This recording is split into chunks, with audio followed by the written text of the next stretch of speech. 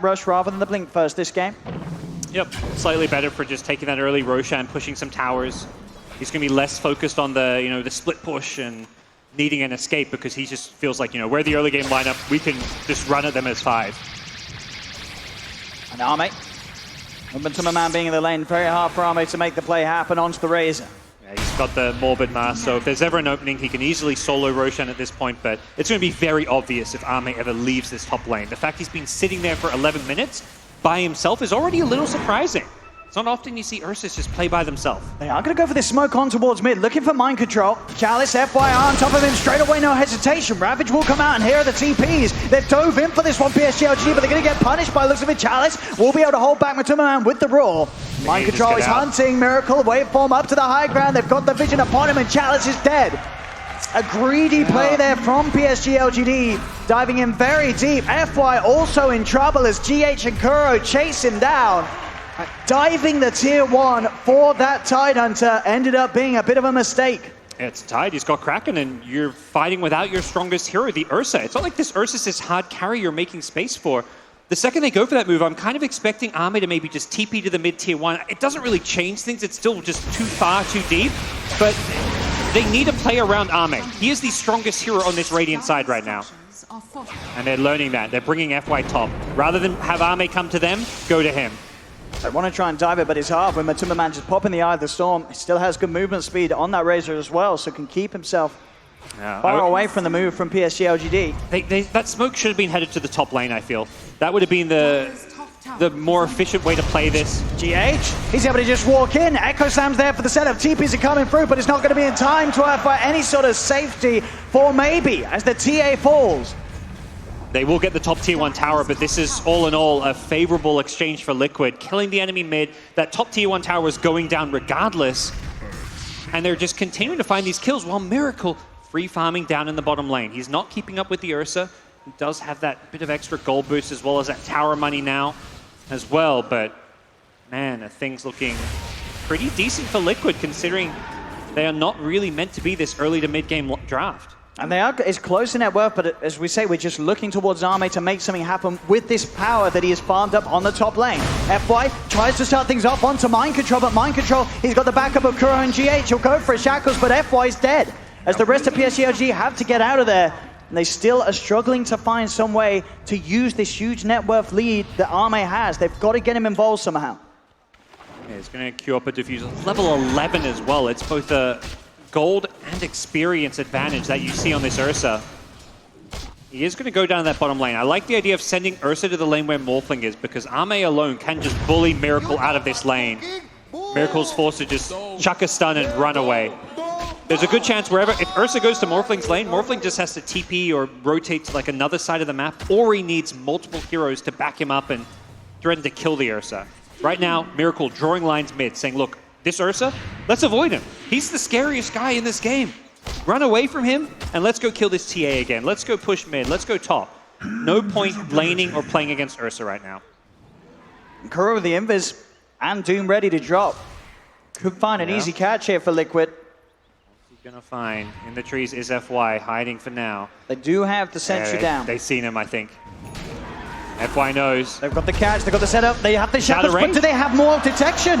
They don't. It's on the another courier. sentry. He's walking into it. He's trying his best to run away, but with the swipe stacking up, they'll get him surely. Stick charges won't keep him alive. Arme finally able to get his first taste of blood this game on his Ursa. Yeah. You want to be using these early drums charges. That's where you get that crazy move speed advantage to just Fury swipes people down. He's used 2 now, got him 1 kill of it. The first one attempted to kill the Razor up top, wasn't successful, but better with the tempo, and they're dropping these surfboards. These need to be getting used off cooldown. And he's doing the work here, getting this tower taken. Fortification does come out. Here comes Shaker. They may get. This is important. If you get denied, that's a lot of gold removed from LGD. And they'll get it. Mind control. That's key gold. Limiting that bonus. Yeah, you're playing this fast-paced strat that is on a bit of a window that you have to hit to win this game, and every piece of gold counts. That's going to slow down a lot of these just key items. But LGD, Deso on TA, Ursa, Roshan can just melt so easily. If Liquid are ever not around that Roshan pit, LGD will have no problems at all taking it with ease. But if you're Liquid, you're okay giving up Roche. Giving up Roche is not the end of the world. As long as you're, keeping these lanes shoved out, both mid and bottom lane particularly. You just want this Morphling to be camped out bottom. Miracle just got himself a free tier 1 tower uncontested. This game is going, for the most part, according to plan for Liquid. With the timings, though, PSG, LGD, they are definitely ready to run at them, you would imagine. Yes. Diffusal's done on the Ursa FY. He's got the Ether Lens complete, so that extra reach and setup between him and Chalice with the Raw, they've got a lot of ways to just go. And this is the free Roche. This is the sort of the pattern the PSG LGD want to play with. Get the Roche, get the Aegis, start to look for the kills. Arme picks the Aegis up. They're ready to look towards mid. They've got the trap slows, the shackles as well. FY has the reach. It's a big kill here for PSG LGD as they surround Matuma Man. Matuma Man's dead and gone. The Raw into mind control. This is the speed that we talked about. PSG LGD now ready to fight, ready to chase. Trap slow once again. He's got the crack and he's got the anchor, but it won't save him. Double kill there for Maybe. As this is the power of LGD He's now still chasing. being shown. He's got Diffusal, he can slow him even further. GH in trouble. Here he comes with the hits, burning that mana. The creep's kind of blocking Army up, but the phase boots are back up as he slides himself over them. Mana's gone for GH, so's his life. So much chase and run at you potential from LGD. And the reason they can find these kills is the vision game as well. TA traps scattered around the map, the Beastmaster Hawk. They instantly go from Roshan to a Matu kill mid, and then they kill 2 more in the jungle because they just see everyone. They know exactly where Liquid are, and they're able to punish anyone who's out of position because of this Diffusal play. They're not done. Arme going in, and he's got it. Just runs behind the tower, finds it. Doom is like, okay, I'll take that. Miracle could be in some trouble here. Has to be careful. If they can get on top of him, any sort of disable, he's in trouble. They've got the slow, the mana being burnt. Mind Control and GH are there to help out. Fisher's out. They'll try and send Ravage onto the 2 of them with a borrowed time. They're turning to help it. GH, he's on top, and maybe they'll kill the TA. Liquid, they'll get 1. They're going to try and chase for more. The static link on Arme, soaking up a lot of the damage. FY will be left behind. Double kill for Miracle. TP over from Kuro towards the shrine to help set up for a 3rd. As Arme, he's got that movement speed with the phase, the drums. He'll run out of there. I think Kurosho just doomed him. You could have stopped the phase boots and the drums there, and that would have allowed them to kill the Ursa. It's an Aegis, but when he respawns, you surround him and you can stun him and kill him. So they miss out on the Ursa kill by not using the Doom, but they win a very important fight there, just too deep. And I mean, Miracle, yeah, he's kind of trapped surrounded by 4, but he knows the exact way out. He's like, okay, go full strength, so I can just stun this Ursa. He can't then chase me, and he's the damage. If Ursa's not clicking Miracle, he's not dying. GH, Blink Dagger's there for him now. Echo Slam's still on cooldown. He doesn't need it to find the set of the mid. There we go with the Fisher. Kuro still not wanting to use the Doom as of yet, especially understandable when X-Nova's there to back Arme up. Yeah, he's not overcommitted. The top lane, he was just so heavily overcommitted, it's worth using that Doom for an Aegis, but near the enemy T1 tower, too risky. Speaking of risky, Chalice. They found him out on his own. He'll turn with the Raw to slow down Matuma, but GH there with the block off. Chalice still able to weave his way through the trees. On the retreat, there's no tier 1 for any backup to TP in to help him out though, so Chalice will just try and do his best to stay alive as long as possible. But Liquid will still be able to clean him up. Yeah, top lane, tier 2 tower we claim, so Chalice at least board his teammates as much time as possible to get some work done, get a tier 2 tower, take over a bit more of this Liquid top jungle at least. But LGD, they're on that clock. They've got to keep this pace up. Absolutely. The BKB timing is the big one. You're playing against a Tide Shaker. When you get double BKB, that's essentially the window you have to win the game, or if it drags any longer than that, you're in a lot of trouble. Radiant's bottom tower is under attack. They may find themselves having to slow this game down a bit. The Aegis, still a little bit of time left on it, but they've taken 2 towers top. They're in no shape to go for any kind of a high ground play, so I think it's time to regain control of your own jungle down bottom and kind of start eyeing off those bottom towers and this bottom Liquid jungle where they've been getting a lot of farm, constantly killing Ancients. It's an even game. And Mind Control. He's going to start the walk in towards Arme. A Prodigy Shield in the face of the drums, Arme. They can't fight into this damage steal. They're just going to have to disengage until that static link damage is returned. They may just want to leave TA split pushing top and force Liquid back there though, rather than fighting down bottom. I've got just under a minute left to play around with the Aegis. Ooh, Crimson Guard. Bit of a different build from Matu. Yeah. He recognizes and understands his job. Similar to the game earlier we've seen him play Razor. Taking a look for Kuro. The Roar's out as well onto the Doom. Backups there as Miracle turns into the Abaddon, offers the shield towards Kuro to get him out of the stun. Now Ame has to back up 30 seconds. You've got to watch that timer on the Aegis. It's running short. Every time he gets a static link off, they have to disengage. They try burst someone. If they don't burst them, run away. Because the second the Ursa's damage has been depleted, there's no team fighting potential. They may look to re-engage now that Ursa is about to regain his damage. We'll see if LGD feel confident about it. They don't have TA with them. TA playing around the top lane. Bottom, they dive in. Miracle tips forward and bam. Chalice. Nuke down by the combo of the Morph, and Liquid will take this tier 2 down bottom as PSG LGD will be a little hesitant to fight with the Beastmaster dead and that Aegis now expired.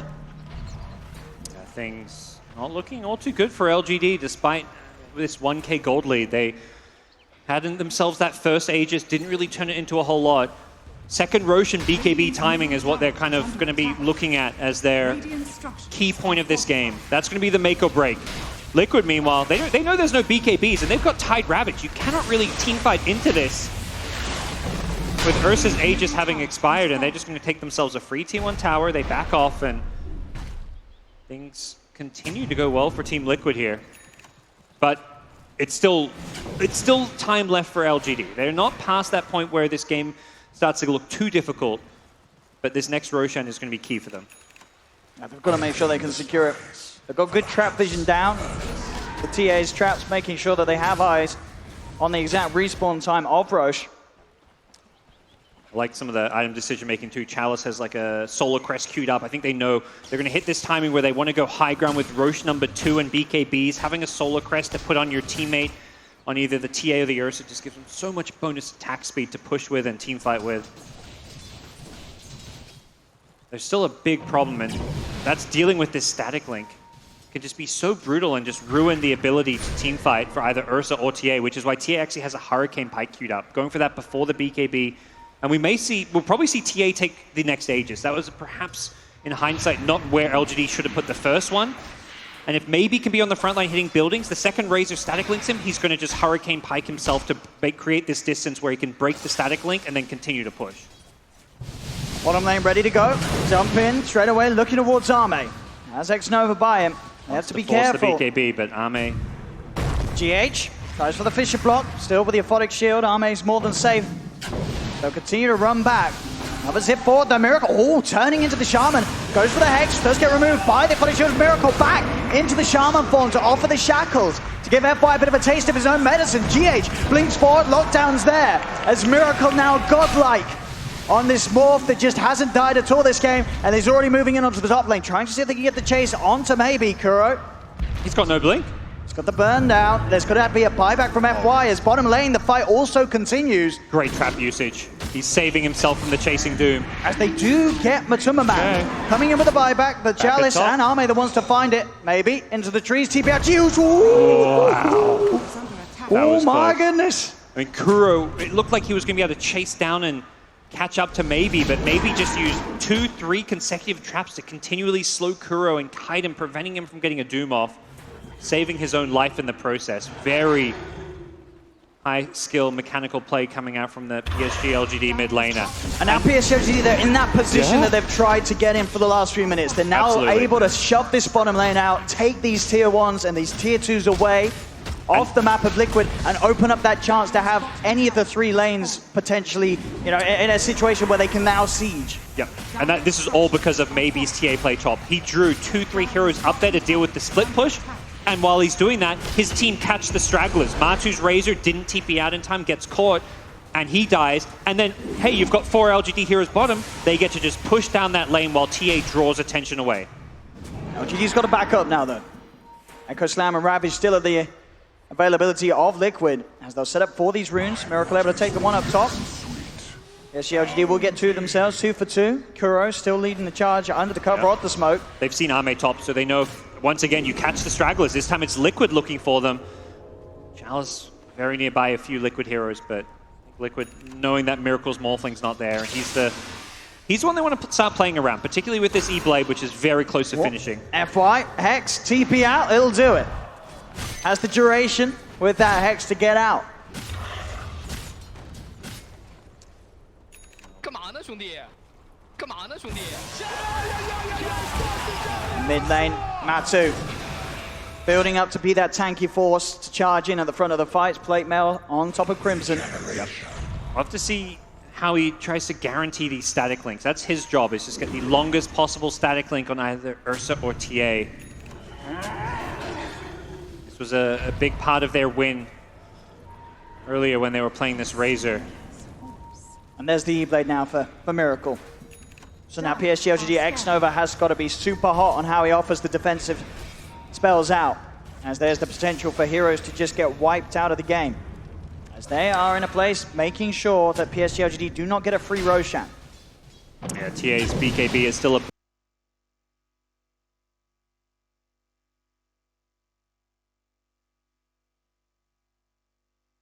bit of a ways away because of all these item stop-offs. The Hurricane Pike means it's not quite there yet, but Ame completing a basher means he's got that little bit of extra lockdown and burst when he jumps in. Can take away some of that response potential. This is actually something Morphling can be a little bit afraid of. At bottom, GH jumps in, but FY quick with the Hex and the wards. GH is gone. Quick finger plays there from FY will allow him and Chalice to get the kill and get out. And they instantly rotate top. They want to play around But mid, mind control is in with the Ravage. Doom's down as well. There's the evening. Bam, Ame's gone. They'll look towards maybe X-Nova, giving them the shield. Maybe forces himself up to the high ground. They cannot chase any further. Maybe will get himself out of there. But it's these quick blink plays that are very hard for PSG LGD to react to. And you saw with the speed that Miracle can get the damage out with that E-Blade. Can Liquid Roche now? They have no Ravage, but Miracle kills this very quick. Or they do lose Kuro outside of the pit. This may make it a little risky for Liquid. It's very risky. Kuro's going to buy back, make sure that he can secure this area. GH will now respawn. I think they might have this, though. It's still hard to fight. There's no Roar, no Serpent Wards. PSG LGD don't have good options to fight with. And they're up to the high ground. They're pushing PSG LGD away from this Roche. GH has the Echo Slam, so still risky for PSG LGD to try and run in as a 5-man. They're delaying it still. They try for the shackles, but with the shifting already beginning, he cannot hold down Miracle. Even these TA traps, this tiny bit of slow, every little bit adding up here as Liquid have not finished Roshan, and with 6 seconds left, Ursa's going to be back in time to take a fight at this pit. Alt giving vision too. They're going to try and finish it off Liquid, but as you say, they're still double guessing it. They're thinking about how much they want to commit. They know that they have to respect the 5-man of PSG LGD. And now with this smoke up, PSG LGD can look to try and get a jump and a wrap around onto Liquid. They did smoke under a ward, They're just going to go straight into the pit, actually. Yeah, I think this is the better call. As Liquid, they've got to do something about this. This Roche is falling quick. PSG LGD just walking right under their noses, and they've got it. Aegis and G's and PSG LGDs, and now they can look to kill. They'll go towards Matuma Man. Static links there, as well as the Fisher of the Force. It's shoving Ame away, breaking that link. Nuke will be thrown out onto X-Nova, but the borrowed time keeps him safe. As PSG LGD, they want to use this Aegis. They want to fight. Ame, he's charging in, BKB's popped, he's on top of Kuro, the bash, Kuro's gone! Now look towards mind control. E-Blade safety offered by Miracle, but PSG LGD, the Kim's on mind control. Gets the blink off. Wow, they had no magic damage to stop that one. As Liquid will get back to the base, they've lost Kuro for 50 seconds. They know there's a small window without Ravage here, 20 seconds before back up. They want to hit this tier 3 tower. As the Serpent Wards are dropped. Very defensive Serpent Wards. You can tell they don't feel good about getting racks here. Ame just charging in. Space is there for maybe to just start hitting the tier 3. Ame, forced out, slid out of the base. I think that's the end of this push. They almost get the tier 3, down to 400 health. They were just looking to get a tier 3 so they can fall back and take shrines. You know, I think LGD understand they're not going to be able to break this game and win it off of Roche number 2. I mean, they need to find a way to take Roche number 3 almost. And this move was just so brilliant. No need to run at the team when you can just run into the Roshan pit, and Liquid aren't able to get in and put a stop to this. They take it right in front of Liquid, and suddenly Liquid, they had to be the ones that cannot afford to fight around it. Great usage of this force, making sure that the static link is never long enough that it puts Ame off from fighting. He's already ready to run straight back in at them. I think he saw like 70-ish damage, but even despite that, Ursa was still seeing around 105 damage regardless, and with the Fury swipes on top of that, he still has enough kill potential. As now with the 4K lead, PSG LGD sort of back on track with the timings they want to be hitting. Yeah, 4K lead. Aegis in hand, I mean, they still have the Aegis, end of the day, with the cheese, but it's so hard to break high ground. They'll likely wait for the next Serpent Wards and try and finish off a tier 3 tower. Taking these shrines out of the map as well will just help slowly advance this game as well in their favor, but Liquid is still scaling very well because of this Morphling and this E-Blade. Yes, there's BKBs on Ursa and TA now, but the fact, if you can just hit them with an E-Blade combo and force out that BKB, that in itself is a great way of kind of counteracting them. Not so much against the TA refraction, but the Ursa, we saw that fight. He goes high ground, he just gets fissured into an E-Blade combo. The fissure comes from fog, so you can't actually BKB it, and while the E-Blade combo may not kill you off, it does force you out of the fight. In that case, force him off of the high ground and keeps their tier 3 tower alive. Arme with the blink and make sure that he gets on these targets, definitely has the damage and the speed to remove a hero even if he gets linked straight away. Yeah, this is a sign that they want to go now. He goes back for this later blink and wants to just be able to jump on a key target like that Doom, who doesn't have the Ghost Scepter yet. I was about to say, that's the must-buy item for Kuro, because he is Ursa's #1 target. Earthshaker has a Ghost Scepter, Razor is tanky.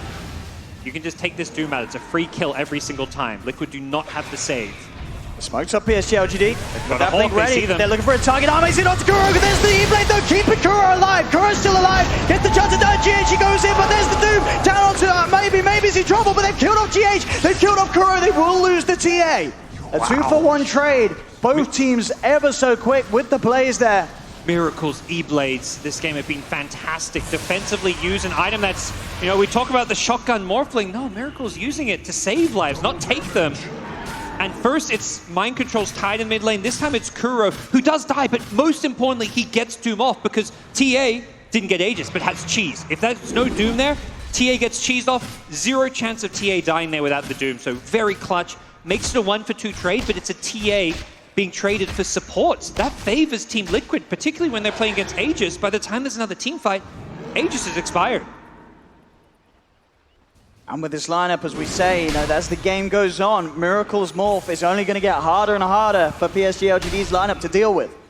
He's up there, level with maybe's net worth. With the Skadi done, the items continue to roll in for this Morphling. Yeah, this TA is having a tough time in these fights. Maybe just 3, 3, and 4.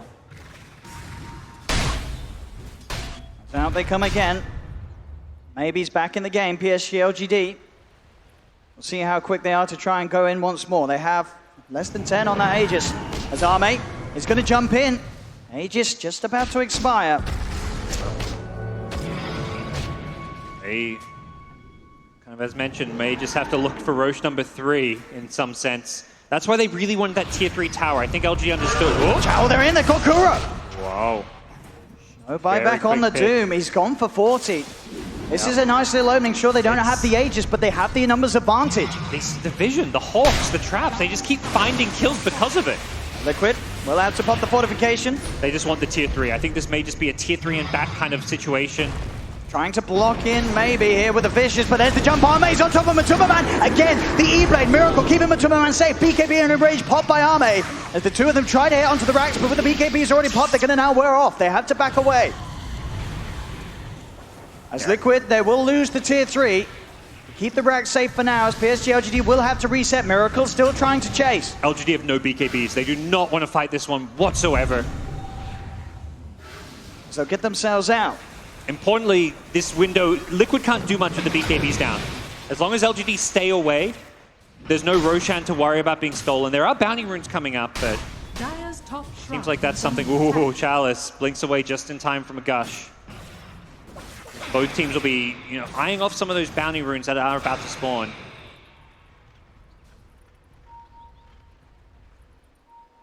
Still holding on to that lead. PSG LGD, they have to continue to make things happen with it. Another quick blink from Chalice. Gets him away from the gush of mind control. Liquid's going forward. They want to contest. They want to fight. They're charging in. And they'll secure the bounty rune. I think wisely, LGD don't engage. Their BKB's just coming back up now. They are going to be ready to team fight with those online. Nami is able to claim the runes down bottom. Over those for him as the Abyssal Blade continues to get closed in upon. Lockdown wise, maybe. He's going to look to pick up the Hex. Radiant's top Make sure they have these tower quick is under ways to attack. get on top of the targets. Catch out Miracle when he's shifted low on the HP. Dire's bottom The Lincolns, shrine though, is under and that attack. BKB he's building into, it's not going to be Are easy. fortified. Importantly for LGD, even when they're being dewarded and losing some map control like we're seeing up top with their tier 1 going down, and with Roshan coming up, this is a very important kind of part of the map where Liquid want to be able to contest Roshan, but LGD will always have the vision of the Hawks and the traps, so we're going to see just continual spam of these. You can kill all the traps you like, but that's not going to deter maybe from summoning some more, regardless of giving up any gold from them. He just wants to make sure his team have all the vision in the world. Illusion. Dire are scanning. And in a position where PSG LGD are ever so close to the base, but it's hard to break high ground. Liquid smoke up and they're on their way out. They hit the scan, they know the PSG LGD is around here, but they're already backing off. It's hard. There's just not a natural initiator in some ways on the Liquid side at this point. Yes, Shaker is a big team fight initiator in some sense, but he's looking to be that kind of... Army, he's been found in the trees. He has to put the BKB and get out of there. Just get the BKB and Enrage off before the Doom comes down. Chalice, we're on to Matuma, hold back the Razor, but mind control in, Blink, Ravage. They're trying their best to control down this Ursa. Looking to block him off. The static link continues. Miracle zips forward with the very form. Ursa's gone. Arme dead for 80 seconds.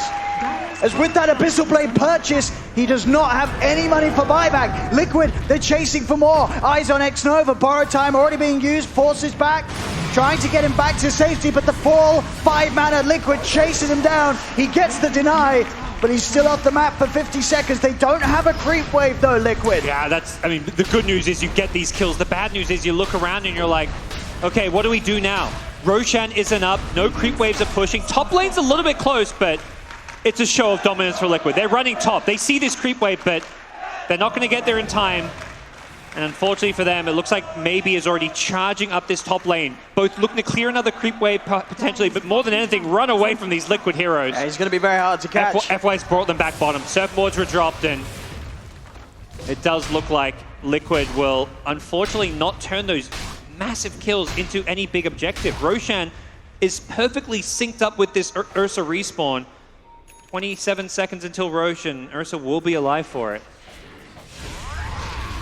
And last time we saw Liquid around the pit, but unable to stop PSG LGD from taking it from underneath their noses.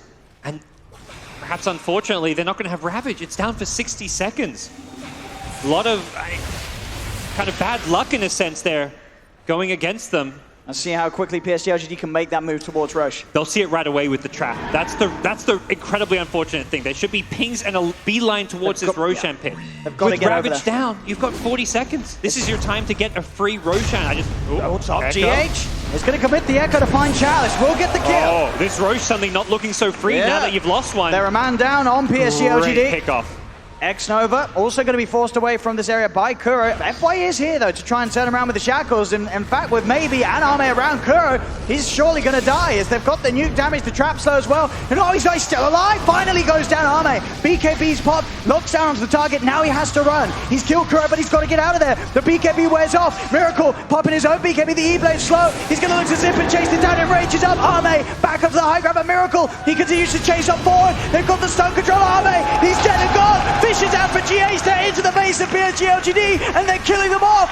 FY slammed down by an enchant totem as the side of Liquid just charges at them, biting around those used BKBs as soon as they're gone off. The amount of catch and chase between the Shaker, this Morphling, the reach that Liquid have is too much for PSG LGD to deal with in these drawn out fights. They just chased him down and LGD were just way too split up considering Ravage was down and Roche was alive.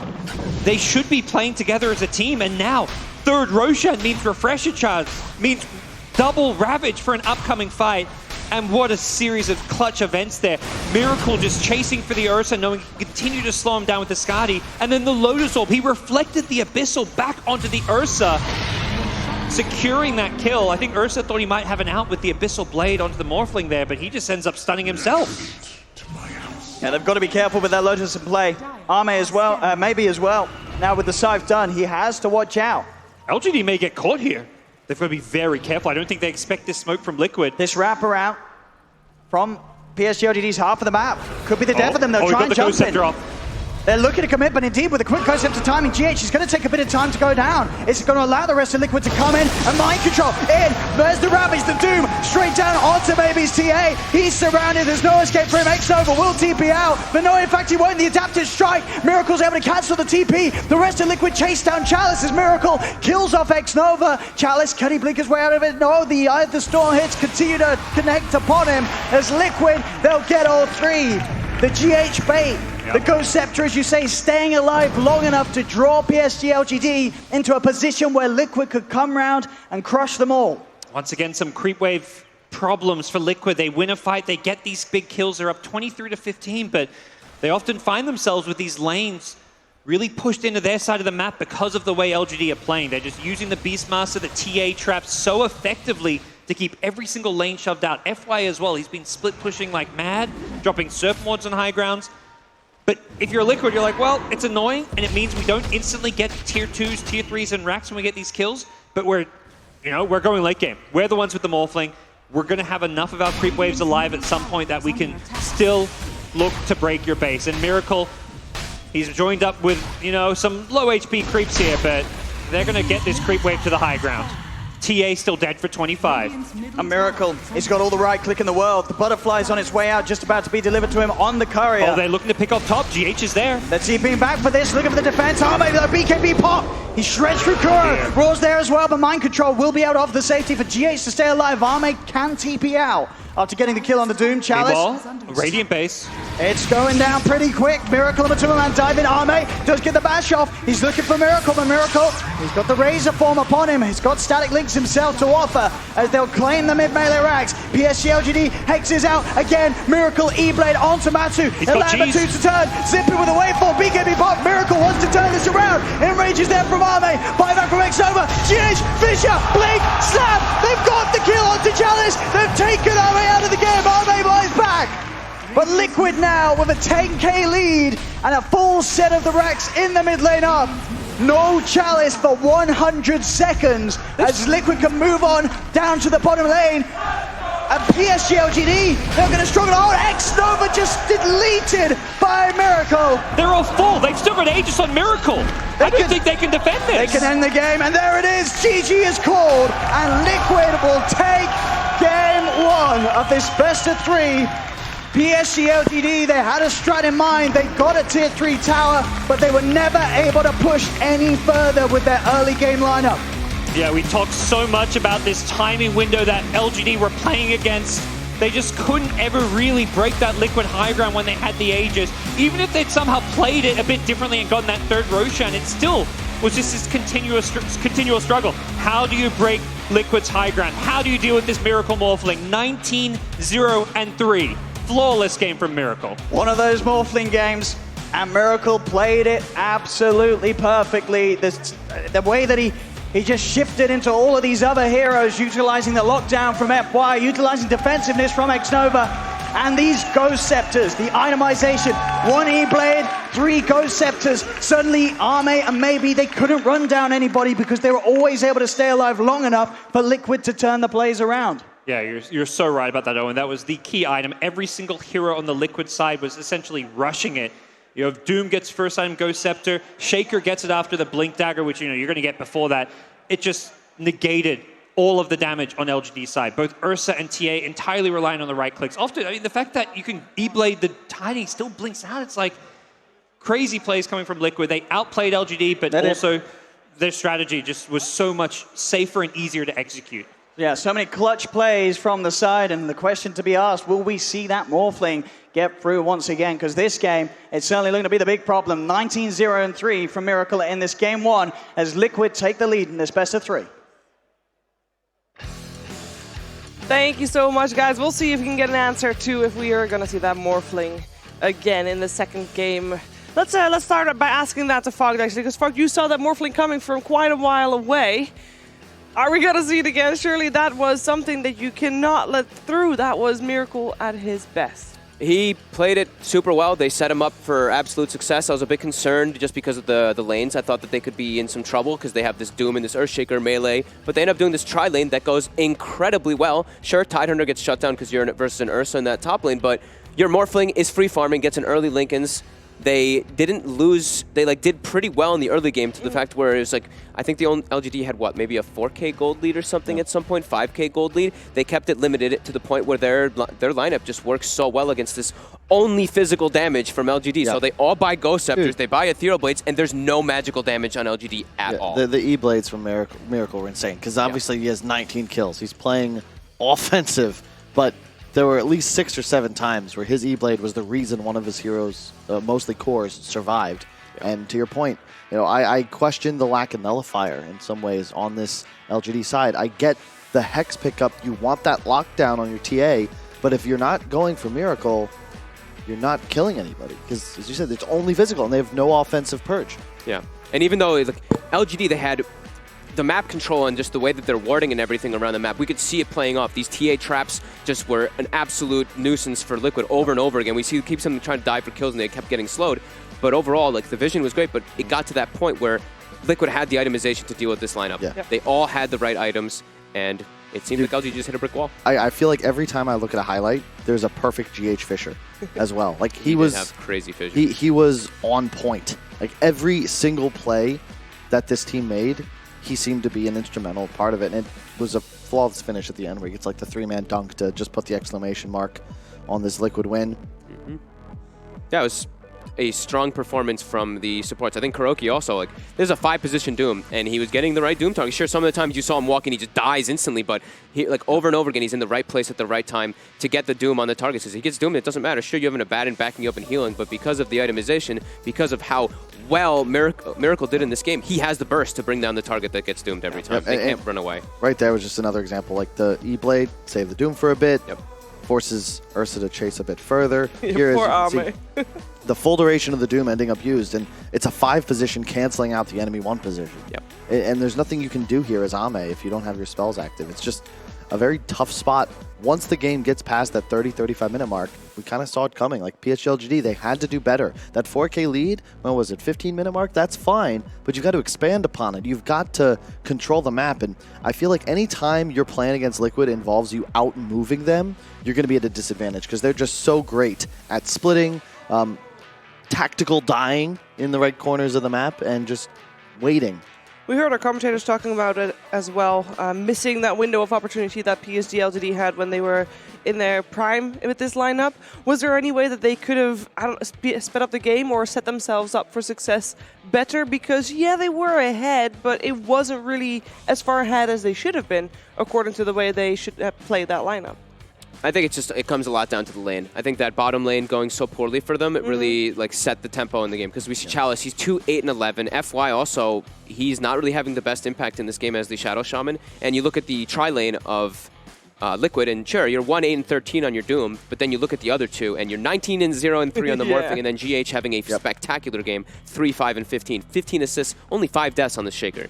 And I feel like I did a disservice. I was talking about forgetting Kuro in our discussion about GOATs earlier.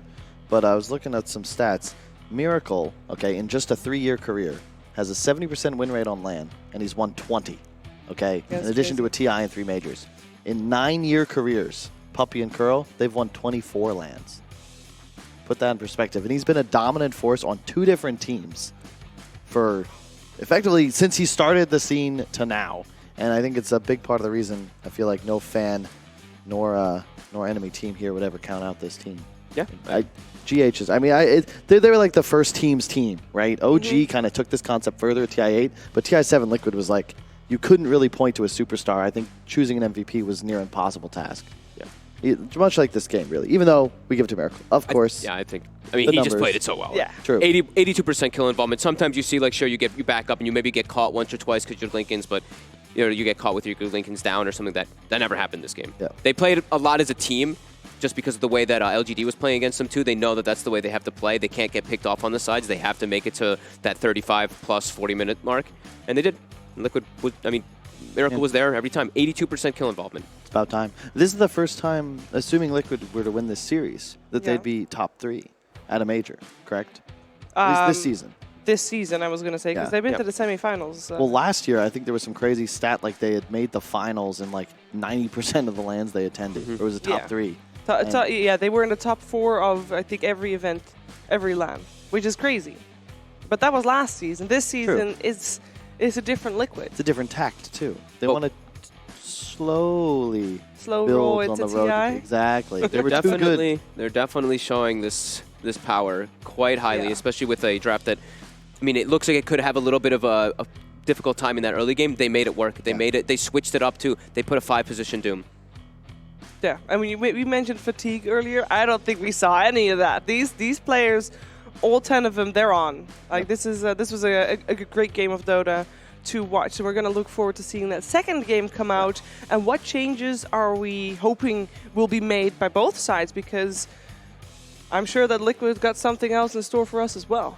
For me, for LGD, less all in. I think they got their Morphling stolen because I think that they banned the PL and you could kind of see that they wanted it. They got the Morphling taken away. They took a moment before they grabbed the Ursa, even though we were like, Ursa looks good because it fits really well with their lineup, but then they are so much on a timing unless they're like 10 or 15K ahead where they have these extra items in order to make up for the fact of the heroes. But yeah, I think that one hurt, that last pick. They really wanted that Morph, it looked like. Yeah. I would have preferred, even though I don't know if it changes anything, like a Void.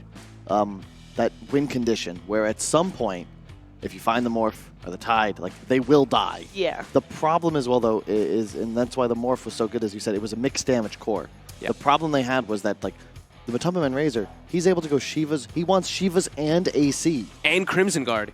Like, He literally went all of the just straight physical damage because we look straight physical damage reduction because, yeah, they were all physical. Like Beastmaster, even Shadow Shaman, he's physical in a lot of instances with your wards. There's just so much physical damage. and as soon as your BKBs are down to 5 seconds, Ursa ult already used, you can't actually stay on targets long enough to kill anybody because they're just so damn tanky. Yeah. All 3 cores, incredibly durable. GH, Ghost Scepter, good positioning. He's not going to be found out. Yeah.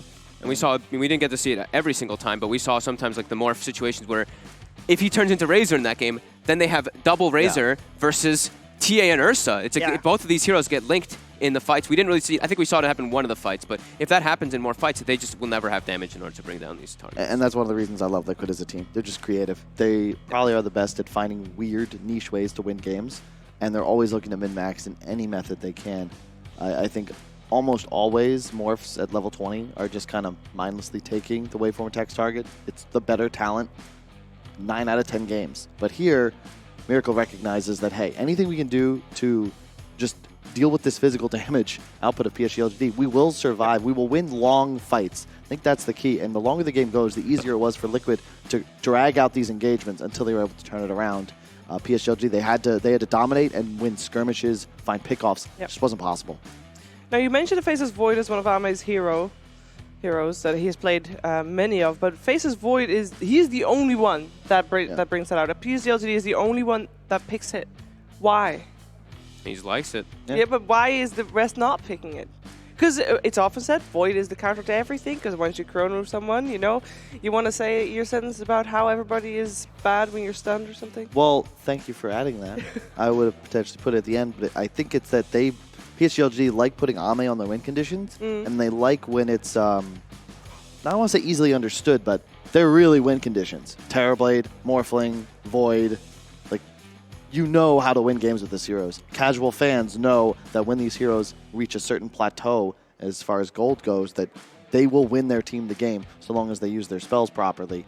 And I think that the key term is hyper carry. Like Ame is a carry player. He is not your sacrificial one position. And in fact, even though he did play a great Ursa, you notice that he was #1 net worth on his team for a little while in that game. How many other teams will have an Ursa in that position, right? Yep. It's weird. You'd think your TA would be the true core, but any hero Ame plays will end up being that farmed. Yeah, I think the other thing also to add is he has maybe this I would rate maybe as one of the most, if not the most aggressive Chinese middle player. He just loves to press his advantage. Yeah. He's super dominant, and he loves to play these heroes that like to kill. He likes to play his killer heroes, his Queen of Pains, his Storms. He likes to make things happen, and that's where it enables Ame to play these super carries. Yep. So we're going to look to see another super carry come out from Ame for the next game as well, and that will be the win condition coming out for PSG LGD. That's something that we, as a viewer, we look to see what he plays. I think that's key for PSG LGD. Liquid's a lot more versatile in the sense that, sure, Miracle's often their win condition, but he'll play the Drow, and he'll play the hero that's partnered, that plays with the Drow, or I don't think he'll play the Drow. I don't think anybody will play the Drow. Get Yeah, talking about picks and bans, because I believe we are heading into the draft of game number 2. Are we going to see any change of that? Because I don't feel like the first... Well, okay. I think maybe Shaker should get banned. I think Yes, Shaker's going to get definitely. banned, and I think Nyx is going to move up in priority, because Nyx was Okay. ignored that game. Yes, correct. Just Right. to be fair, that's because They got Shaker first, too. Yeah.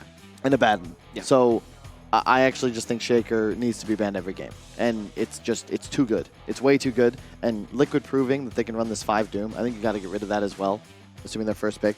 And really, any team that's confident putting Doom on multiple positions, just you have to take it away from them. What was the first 3 bans again from LGD? The first 3 bans from LGD were Drow, Darkseer, and Nature's Prophet. Which, by the way, Nature's Prophet, PSG LGD, they played it in all 3 games they played earlier today.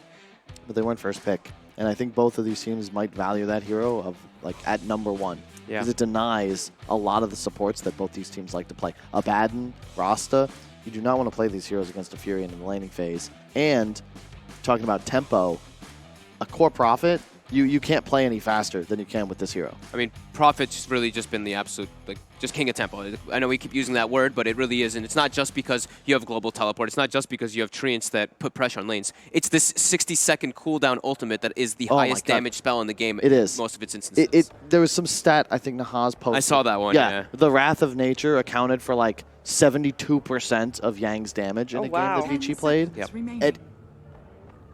What? It's gotten 5 buffed a lot. seconds remaining. The frequency of it got buffed constantly. It got added more bounce targets as well. Yeah, Hero kept getting buffed because he got ignored for so long, and now we do see that priority up. Yeah, and it's one. It feels like certain mechanics that are not forgotten but nerfed, and then they start getting buffed slowly. Come back that are like these vintage heroes that have always been around. I think Nature's Prophet is a big one. Maybe if Ice Frog buffs him a couple more times, we'll even get Bulldog back in the professional circuit. Turn to badge. Cheers. In addition, Sand King, Earthshaker, Nyx, just these stun-happy 4 positions. Specifically the Earthshaker. I feel like every time we get closer to TI, the more prominent he is in the meta. I feel like I feel like that hero is always going to be a thing unless they make Fissure a 60-second cooldown like they've done to Vacuum or whatever. Because he Please just, no. I know, of course, but he has a triple 10 seconds lockdown, remaining. right? Yeah, but it's iconic. Amazing. I feel like that's... Like, remember when Echo Slam did no damage, and then it wasn't really pickable? Like, that sucked. That did suck. Oh god, don't remind me of that. Team Liquid Nobody turn played him to for so badge. long. You trust me, you can nerf a hero into not being playable, That's but actually true, yeah. Yeah, has been done before. The lockdown will always be a very useful thing, though. That is for sure. Stuns win you Dota, right, Kyle? indeed they do. All right, so first pick is going to be in the hands of Team Liquid. Again, we do have a couple of changes in, Brew moved up in priority. yeah, in the bans, which I means think 10 seconds. because Bad Rider Enigma is still in. I think because of like what they saw with like the Doom, they're like, if we 5 open seconds with remaining. Doom, they're gonna open with Brewmaster Mhm. because they need to be able to match the team fight. PSG LGD's turn Thank to you. badge. It's tough. There's a Shaker, a Doom, a Nyx. Shaker, Nyx not Doom, as Nyx, valued with NP. Darkseer out of the pool. That's the thing. Yes. I think NP Doom are what I'm looking at. And if I'm PSG LGD, maybe I leave both. MP Doom and Shaker, yeah, those are probably the big 3. But I don't think your first pick is Shaker. But maybe it changes. Either. Maybe the priority changes. I think Liquid would go for NP or Doom if it's available. Yeah. Just because 10 they're both seconds multi-role. remaining. I think that gives it more value. Sure, you could core Shaker, but realistically, it's going to be 5 GH's hero seconds Yeah. remaining. 99 games out of 100. That's a good point. Team Liquid's turn With the Sand King, to so leave pick. everything. Okay, and second pick Shaker. Give it to FY. Remove what's arguably the second best 4 position in Dota in terms of matching a Shaker's ability to make plays around the map. Yeah. What do you do if you're Liquid? Do you just not go for the Doom again? Do you just take the NP? I don't know. Why don't we just wait and see, guys? Jeez. 10 I mean, it's, seconds remaining. yeah, Thinking. we can just wait and see. 5 seconds remaining. All right, now if they take this long. Yeah, Okay, if you want to actually- wait and see, Yeah, then you know we can. I should have been honest. You wait till the end of reserve time. And I like Kuro. Like you can see, he's still talking, right? Kind of game plan based on what PSG LGD would do. But he used all of his time that's free.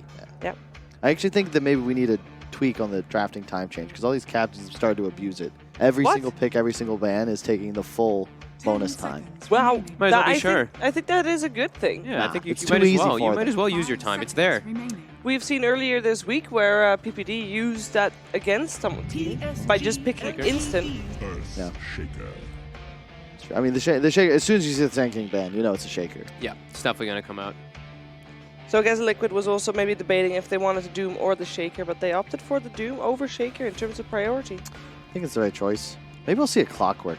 I've been waiting for that hero to come back. Also, wow, Rubik is in the pool. I Yep. forgot about that too. And you have GH, so 10 seconds I would have no remaining. problems with the second pick Rubik. However, that's also why Liquid's been prioritizing the 5 Prophet, seconds whether remaining. picking or banning it, because it lanes incredibly well against Rubik. There's not much you can do in the laning phase. You just get run over, and then before Rubik is 6, you could theoretically have already lost your tier 1s. Yeah, Rubik just fade bolts the treants. I've seen some people actually pick Rubik into, which I was a bit confused about, but yeah, they take the NP. Yep. I think No that one's. surprise I there. think these first 3 are very dictated. Now this is the difference maker for Liquid. Is Yep. And I don't think you Rubik for the reasons I just mentioned. So maybe we've seen Jakiro from PBD to counteract Nature's Prophet's laning prowess. It's definitely a Kuro hero he's played. Yeah. Yeah, but Kuro could also be playing the 10 Doom again. seconds And remaining. you're afraid of the Abaddon. Like, you don't want to play heroes like Abaddon either. You need wave clear. 5 You need the seconds ability to remaining. fight against these creeps.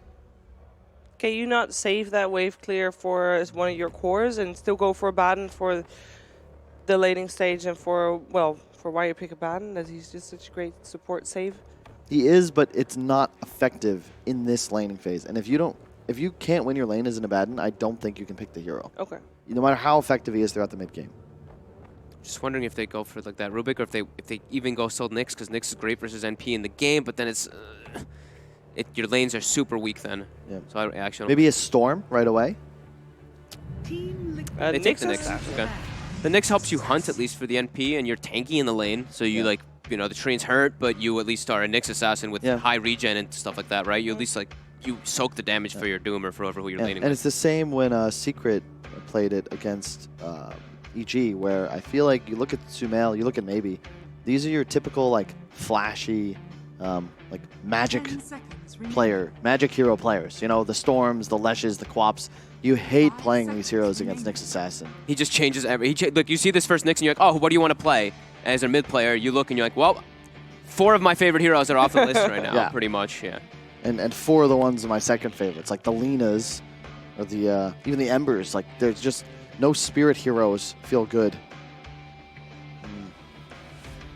This gives them now vision Yeah. to match. We've seen the vision from Liquid earlier in this tournament. We saw, did they? Oh god, I can't remember the whole draft. Was it Nyx that they had as well with the CM? I know they had CM, Tidehunter. I thought it might have been Shaker. It was remember. Shaker, I think you're right. Sorry, you're right, probably. PSG, I can't remember exactly. I just Every single literally draft. guessed. I don't know why you would trust me like that. Because I can't remember entirely, and I'm going to remember it shortly when I look at it. Yeah, a lot of time used already in Liquid. Yeah. They're down to a minute of the reserve. It was a 2 minutes on Nyx. PSG LGD. It was CM Nyx Tide. Okay. It's not bad. It's the same concept as a Jakiro, right? You just spam Q Yeah. on the Treants, CS the Archer, harass. Provide, I mean, Aura. Nyx Assassin needs mana. That's Yeah. one of those heroes that's like, most of the time you need your Arcane Boots in order to be able to have your full utilization of spells. CM helps a lot with that. I really think that you're looking at Storm here if you're Liquid. You've denied it in the sense with the Nyx pick.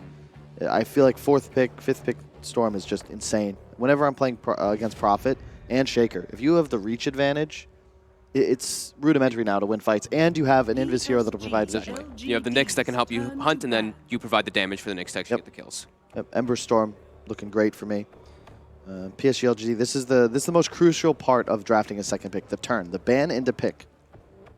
It's also what's equalized the strength. I remember back in before that change, first pick was almost always what people were picking because it was just better. 10 Whereas seconds now remaining. teams are prioritizing Radiant side because second pick has this new tweak 5 where seconds you get remaining. that final ban in the phase. And you got last pick, which Yep. is a pretty good tool to use as well, even Yeah. though PSG LGD themselves, they're not too much of the gotcha picks, right? A bit more Yeah, they don't do stable. the Brood Mothers. Yeah. They don't do the Meepos. That is something they do have to watch out for a lot of the times, but not this time because they thankfully do have a Shaker. They're still going to ban it anyway because it's still just a lane, I guess. Okay. Want to deal with the laning Before phase. he lost, Matumba Man had the highest win rate combination, or highest hero win rate combo out of the top 1,000 like most played players on heroes. It's crazy. It was, I believe, 72 or 73%. And that is still with, like, there's a couple of games where he knows he lost for his team off that. Like, remember the butterfly rush? Oh, yeah, I casted that one. Yeah. The 13-minute butterfly. Yeah. He knows, and he knows that was bad. He loves He'll talking about always that one, regret too. it. He always, whenever you bring it up, he just puts a big smile on his face. He's like, but, you know, I just felt so good buying it. It's the first time in history a 13-minute butterfly. And he's like, probably for good reason. Yeah. He said, but I have the record. But I have the record. I think the big storyline for me as we approach, you know, we're our 4th major, 5th coming up. Yep. TI9 in China. First time in China. And in addition, probably by far every year, the best shot for someone to win too. So, I mean, we're thinking about legacy. You got to figure some of these players are too. 10-year careers almost in Dota 2 for Kuro. Yep. Interesting Witch Doctor pick. Not a huge fan. That's a strong lane. I think that's what they're trying to capitalize on here. Remember there was some, I can't remember the team that did this. It was a year or two ago. They always picked Witch Doctor with heroes like Prophet and DP, and they would just collapse mid. They would max the heal out and just end games in 15, 20 minutes. Do you remember who that was? It was a CIS team. 5 seconds. No, it was a couple. It was China. It was definitely China. I want to say it might have actually been LGD before they were PSG LGD. I can't remember. I do I'll remember still some go for Witch it. Doctor heals, and I don't I remember remember if it was some Newbie. Witch Doctor Venge lanes. Was it? No, it wasn't Faith. Might have been. It wasn't Newbie, I don't think. No, it wasn't Newbie. I can't. I know which one you're talking. I know what you're talking you about. can see it, right? I remember losing to it. I could see X Nova doing something like that, but Maledict's also quite nice for stealing. Oh. They're still gonna go at that tide, so I think CM is. Yep. I mean, I wouldn't. Yeah, you actually, called it. no, because now they've No? got the Doom too. True, but it could just be a. Yeah, you're right. It'll probably be a Crow Doom. To your point. Or a Doom again. I love Tide against these stun heroes. Like, same concept as Abaddon, where as an Earthshaker, it's not possible to lock down a Tide fully because he's going to cleanse himself and then at some point get the Ravage off to combo break. You go Furion for your- can't lane against, or at a certain point, you can't lane against Tide. You just tickle him. Your trees do 0 damage. Do you go for your Monkey King here? It's a little bit better option than the Ursa. The last one, the Ursa, I mean, Ame still had a pretty decent game, but it seemed tough for him versus the Doom. I like it. The Monkey King, at least, you can provide something. Like Ursa, if you get doomed, you can't just like turn and hit somebody and get Jingu. Yeah. Like Monkey King, at least you can get Jingu stacks when you're doomed. You turn, you actually can lifesteal and survive. And yeah, it's a Dude, Monkey. you are on fire.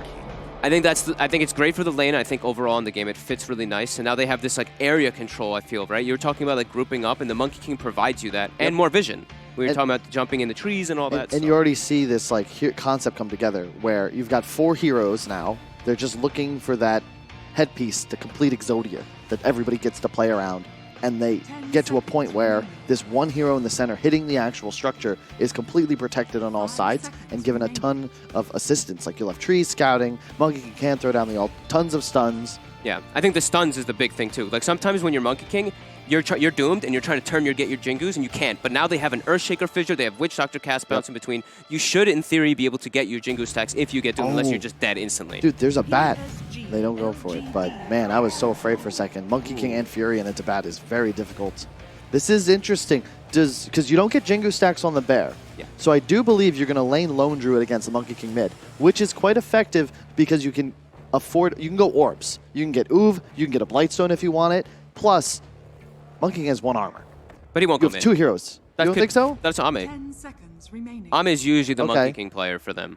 Do you lane the Lone Druid against him regardless? It's different. You're going to try in to the side dodge. lane. You're dodging, Yeah, right? You're yeah. dodging your tide. You're going to try to get the Lone Druid versus the Monkey King somehow. Yep. This is one of those cool instances where, you know, whenever you think about lanes, you have to consider, okay, is there a matchup I want to avoid, and is there a matchup I want? And in this game, it's very simple. PSG LGD, Monkey King against Tide. Liquid, anything but that. So we will most likely see some musical chairs, especially after that Game 2 EG Secret, where Secret kind of lost just mostly because they had an Ursa on an island Yeah. and a free farm Sven. I think I like DK for LGD. It groups them up. It groups up. You don't care too much about Nyx. The thing is, the percent damage You from don't have enough Doom's damage, hurt. dude. You don't have nearly enough damage, I don't think. Eventually, Liquid just win the game. I think a Death Prophet makes a lot more sense to me. Yeah, I'm just thinking because the Nyx puts me off from like all the ints. So I was thinking about. But I yeah. think DP is great against Nyx because you don't get items as much. The drain on the bear is an incredible amount of sustain. Sure. The silence against Nyx and Doom and Tide. Plus, you absorb the Doom. And going back to that, I can't remember the damn name of it, but I do remember Witch Doctor, Prophet, and DP was always the centerpiece for that kind of draft. One of my favorite combos with Monkey King as well. I like the Sven ban. I think that's one of the heroes we've seen as one of the answers or attempted answers toward the Monkey King. You just hold your ground, pop Warcry, your whole team is a little bit happier inside of that Wukong's. Troll comes out. Troll. Okay. Good versus the NP in the laning phase. You guys don't really seem too convinced. I've seen the hero struggle a bit at this tournament. Okay. You do hit a point, though, as Liquid, where you are certainly going to outscale this game. Think about a 5-1-5. All heroes get all their abilities off. Ravage, 10 Doom. seconds remaining. And OD's not an option. I mean, Exactly. I was there's thinking a that, Doom and a but Nyx. there's a Nyx. Yeah. Remaining. What's the maybe hero? It's a Dusa. Okay. That's, I mean, I can't believe we weren't saying Dusa this whole time since there's a Doom and a Tidehunter. Yeah. It's your, I mean, I'm saying DP. Medusa's kind of the same concept, but better. And certainly more applicable in this patch. Yeah. And it is that centerpiece that the rest of the draft will play around. And Mana Burn comes online very late in the game, right? Yeah. Your Nyx Assassin, your Mana Burn is not going to be till later on. It can get to a point, though, that Mana Burn does hurt a lot if it gets to, like, late stages, but it does take a long time to get there. I think they need to win the lanes to win the game, though. I think Liquid outscale them, for sure, as this game continues. They just have more team fight, more answers.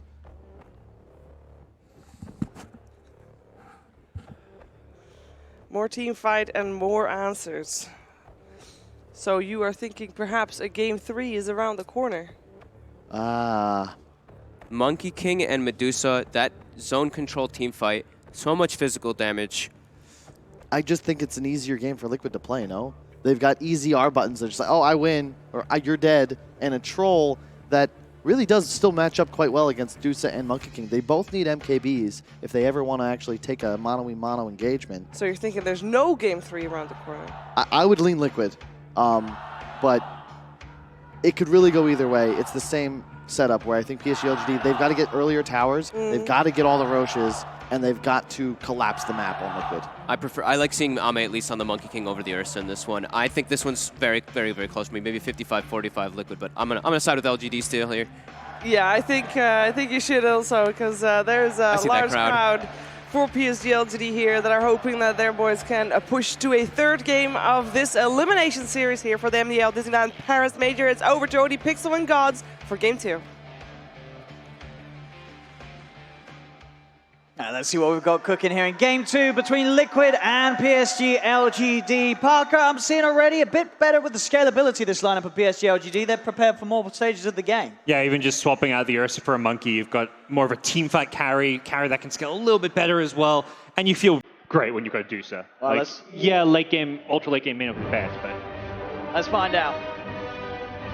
PSG LGD contre Team Liquid. Game 2.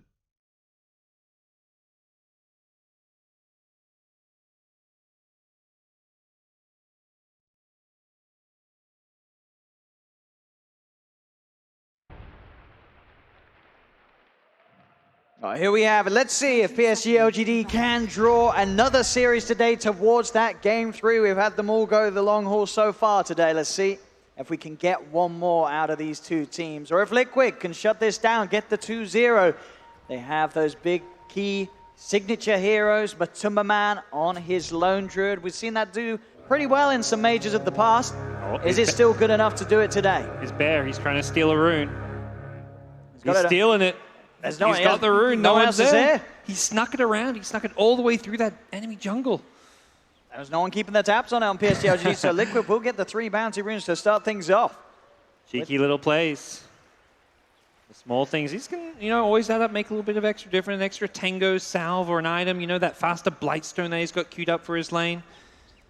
Every little piece counts when you're so close as far as how these teams match up. And talking about that lane, I mean, this mid matchup, Lone Druid versus Dusa, are we going to see anyone suffer here? Not really, but we should see both players farm pretty well. Once Lone Druid hits level 5, there is that kill potential, but before then, Dusa should be doing just fine. We'll see a couple Wraith bans and use that Snake if you need to secure some last hits. And we are going to see, once again, of course, PSG LGD making sure that they get that matchup that they want to, as Armate will make his way down to the bottom lane, trying to get himself against that Tidehunter. Yeah, it's the musical lanes. The call of Miracle being echoed here by this beautiful crowd late into the night. We've had a lot of great Dota today. Every series so far going 3 games, and LGD are hoping that it's 4 series going the distance. Down bottom. Yeah, just trying to mess with some of these pulls, but PSG LGD have secured themselves the safe lane pull. They're the ones going for the tri lane this game around. At least for now, wanting to utilize some of these pull camps and more than anything, put some pressure onto Liquid. But we'll see if there should be a rotation top, because you're not really looking to have FY solo a lane. He's the support. Yeah, a bit of an awkward way that PSG LGD have started things off, trying to find this position for Ame. They need Chalice's level 2. That's the teleport. And that's when he can TP top with that, and then he's got his TP scroll to swap lanes. Yeah, at the moment, Ame's he's the one making the small camp pulls, and FY is the one soaking up a solo lane top. So they'll be sure to sort that out. Yep, he's up there now. Got the level 2, got the teleport, so now they've got the lane matchups that they wanted. And instantly, the second Chalice is up there. Fisher's being thrown out. They want to harass Miracle as much as possible and put him on the back foot. Down bottom. Little attempt onto GH. Spike Carapace does stop Ame from chasing down any further. Ame, of course, wanting to be more focused on just getting those first few waves of creeps and having those early levels so that they can try between the two of them to kill off this bottom lane Nyx Assassin for now. But the movements are there. Long walk. It really is, as it's going to be that long movement from Mind Control towards the top. He just cannot afford to lane against Ame's Monkey King. And we'll see if Ame matches it. We're kind of reaching that point where it's like, how long do you keep jumping around lanes? It does feel like Monkey King, as much as he's known for jumping around the map, may just want to settle in a lane. But the problem is he reached top. It's now Miracle who also has to walk across the map. So to complete the lane swaps, yes, Ame's not laying against the Tide, but he's laying against the Nyx, a 4 position. So he's quite happy free farming down bottom. He may look to consider the rotation once Miracle arrives to his lane. So much focus from the teams to get these matchups, as neither side ready to settle. Yep. Mid lane, even CS battle, nothing really going or separating the two there. A couple extra denies for Matu with the bonus last hitting potential of having the bear with the Lone Druid hero. And having that split shot early on the Deucer as well, just allowing the CS to continue and also have that harassment. Yeah, you can chip at the bear whenever you're last hitting as well. It can add up and force him to resummon or even threaten to kill off the Spirit Bear. Bottom lane, GH. With the stun, Miracle is on top, gets the ensnare straight away onto Ame. The cast and a Maledict will stop Miracle from going any further. Ame gets that Boundless Strike out to get the Jingu Mastery stacks, and we'll be able to lifesteal his way up a little bit again. Yeah, usually you want to use the Boundless with Jingu, but he uses it just to get the Jingu. Back at mid, Matu's going for a kill with the Entangle. He's diving the tower. He is. There needs to be backup potentially coming in for maybe. Oh, he's out of mana. I mean, Matumaman's just he's going to continue to try and chase this. Oh, he's not getting the root. He just can't get the RNG. He's diving the tier 2, but Matu's just praying for a root. He got one root way back early on, but he hit like 6-7 more times without a root. Still, they're pushing maybe out of this lane. And Matu going for all those early game harass times. The Blightstone with Orb of Venom. FY has the Invis. He's still on his own though, and just as a level 3 Shaker, not the damage required really to kill off Matu, so we'll not go for a play at least until maybe he's back in the lane. Maybe then the two of them can try and catch him out. Yeah, that's kind of how this mid lane goes. Even CS trade, then Lone Druid hits level 5 and instantly applying that pressure. Still hard to do though. FY's got to find the perfect block. Trying to bait this. He's turning and right-clicking, but here comes Fisher. Here we go. They'll try for the block off. Matu moving himself away. The snake bounces are there, but there's the fear. Separates FY from Matu, as Matu will be able to keep the distance and continue to run himself back to safety. Nova's nearby. He's kind of looking to surround this one, and Matu needs to be careful. His bear very, very low. Doesn't want to give that up. Won't have to. Able to jump it back and walks it back to base for the free heal. Down bottom though. Good block off from FY. We'll keep Xnova safe for a little bit of time as that Miracle is unable to chase him. GH will continue to try and find this kill, find this first blood. It's still 5.5 minutes in. We're yet to see any bloodshed. He has the Mango, pops it, stun, connects nicely from GH. Reaches over, grabs Xnova. That's a lot of gold. That's a first blood. 6 minutes in, you see a 435 gold bounty. Like, I think combined with the fact that LGD had a gold lead, suddenly gold bounties, just even with the tiniest, tiny gold lead, the way the bounties work with the math formula behind it, you just get extra gold because you're behind. And GH could continue to be even more of a nuisance here with that haste rune. As soon as maybe shows his face, though, GH has to be careful how he pokes around. Feeling confident with the haste, and it's time that maybe he's looking towards the neutral camp, but GH, along with Matuma Man, will be there to sort of bully him away. FY popping the Fisher down to make sure they can't dive any further. A Liquid have forced maybe away from that neutral camp. Just trying their best to slow down his farm. Still, though, it's even CS pretty much between him and Matu's Lone Druid. Medusa getting some of those CS from the neutrals, but as far as net worth goes, dead even. Down bottom, looking towards mind control. The Maledict upon him is going to tick him down low. He's trying his best to run. The right clicks are enough. They get the kill. Mind control, knocked out of the lane. Yeah, not cracking off that one. Witch Doctor Maledict, very effective this game against some of these tanky frontliners of Team Liquid. The melee Tide, even your Nyx Dooms, your supports don't like playing against this Maledict. But the problem is, nobody can really lane mid very well on LGD. Dusa wants to just kind of farm the easier, uncontested jungle, but does have to constantly come back to defend this mid-tier 1 tower that Matu is constantly pressuring.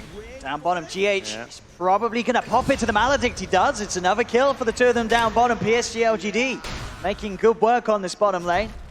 A lot of kill potential between the two. Yeah, they're not about that voodoo restoration life. They just want that damage potential, the kill threat of Maledict. Already level 5. X-Nova is incredibly high level. With all the lane swapping from the cores, he's gotten some solo XP plus some kills. Kuro, Miracle trying to chase down Chalice. Hard to do so, though, with a shake around. In fact, Kuro taking a lot of damage in response. The Sprout is out. He'll try and cut his way through. There's another Fisher. They get the trap off. Chalice gets the kill on Kuro. As PSG LGD going to work on these side lanes, doing a great job at forcing Liquid back. Shaker, to me, has been one of the heroes of the day. Not like this, must first pick OP category, but he's just been one of the biggest playmaking heroes from what we've seen in this series and the previous ones. Try for another Fisher block onto GH. Don't quite Chalice find him has still. ulti. But with the Sprout, GH taking a heavy amount of right click. Miracle will try and turn and force FY back behind the tower. The stun for GH connects, and Miracle gets the kill. GH was the one to be jumped upon, but he's able to turn around and have the setup to get Miracle that action. I think they're expecting a bit more damage coming out there. The Wrath of Nature not quite working as intended. But all in all, you look at the net worth of these Radiant cores, they are leading the way other than Matu's Lone Druid, giving LGD slight edge. FY, TP into mid. They have their eyes on GH. GH is pretty low. Does have to be careful. Good bounce with the snake. The fear is there as Matu will be able to utilize the bear to keep X-Nova and maybe at bay and keep himself safe and alive in the middle lane. Yeah, very proficient on the micro heroes. Matu, his Brood, his Lone Druid, some of his best, and showing it there with no panic, just casual Savage Roar and walk away. He's playing without boots on his main hero, just the boots on the bear. Top lane, X-Nova's going to be sort of moving between the top and the middle, seeing where the best place is for him to make a play again. Radiant's middle tower is under attack. Crazy to think that the Witch Doctor has been one of the biggest playmakers of this lane stage. Gets And him there we out have mid. it. Beautiful bounces there between the bear and Matu. There's the dead. bounce as well with the Maledict. X-Nova. This Witch Doctor popping off in the early game. Sprouts out onto Kuro, who'll try for the TP away. Does manage to make it out of there. But X-Nova getting huge things done for PSG LGD in this laning stage. Monkey wanted to go play around with the Tide to try and contest bounty runes, but Mind Control does a good job securing a bounty rune while not getting jumped on. But it's still PSG LGD, 3 bounty runes of the 4, a kill in the mid lane Lone Druid. And again, it's X-Nova, it's a Witch Doctor. This is not a hero you associate with playmaking, but we constantly sing his praises as one of the best 5 position players out there, and he's showing us why. Liquid, they'll lose the mid-tier 1. They're going to try and chase down and see if they can get a route onto them, but FY easily able to shut down the chase of Liquid with a Fisher. Yep. They have such good anti-chase. You drop a Fissure, they've got the Sprout as well, so it's very hard to chase down for these kills if you're Team Liquid. 2K lead for PSG LGD off the back of finding these big pickoffs. Matu will be successful. He manages to get that tier 1 mid tower now, just sends the bear in, knowing that it is a little bit safer. I think he'll be a lot more careful about his positioning next to his bear. The cast being bounced between the two was his undoing there, and Witch Doctor's always been one of those heroes that kind of matches up pretty nicely against the lone druid in a lot of ways because of the way the cast can bounce between the hero and his bear. That's the bottom lane that Liquid want next. As soon as they take that mid-tier one, they want to move down bottom. They have 4 pushing in the lane. Matu there behind the tower. The entire lineup of Liquid's around. Let's get scanned out by PSG LGD, and PSG LGD will look to just mirror the movement. They're straight up to the top lane. Yep. Will be a TP in from GH on his Nyx Assassin to see if he can slow it down a little bit. Yeah, we'll only look to set this one up. Any subsequent TPs will take some time. It looks like he's just fishing around for info, scanning to see how many heroes are up here, maybe hoping for a courier to go flying in, which is coming in soon.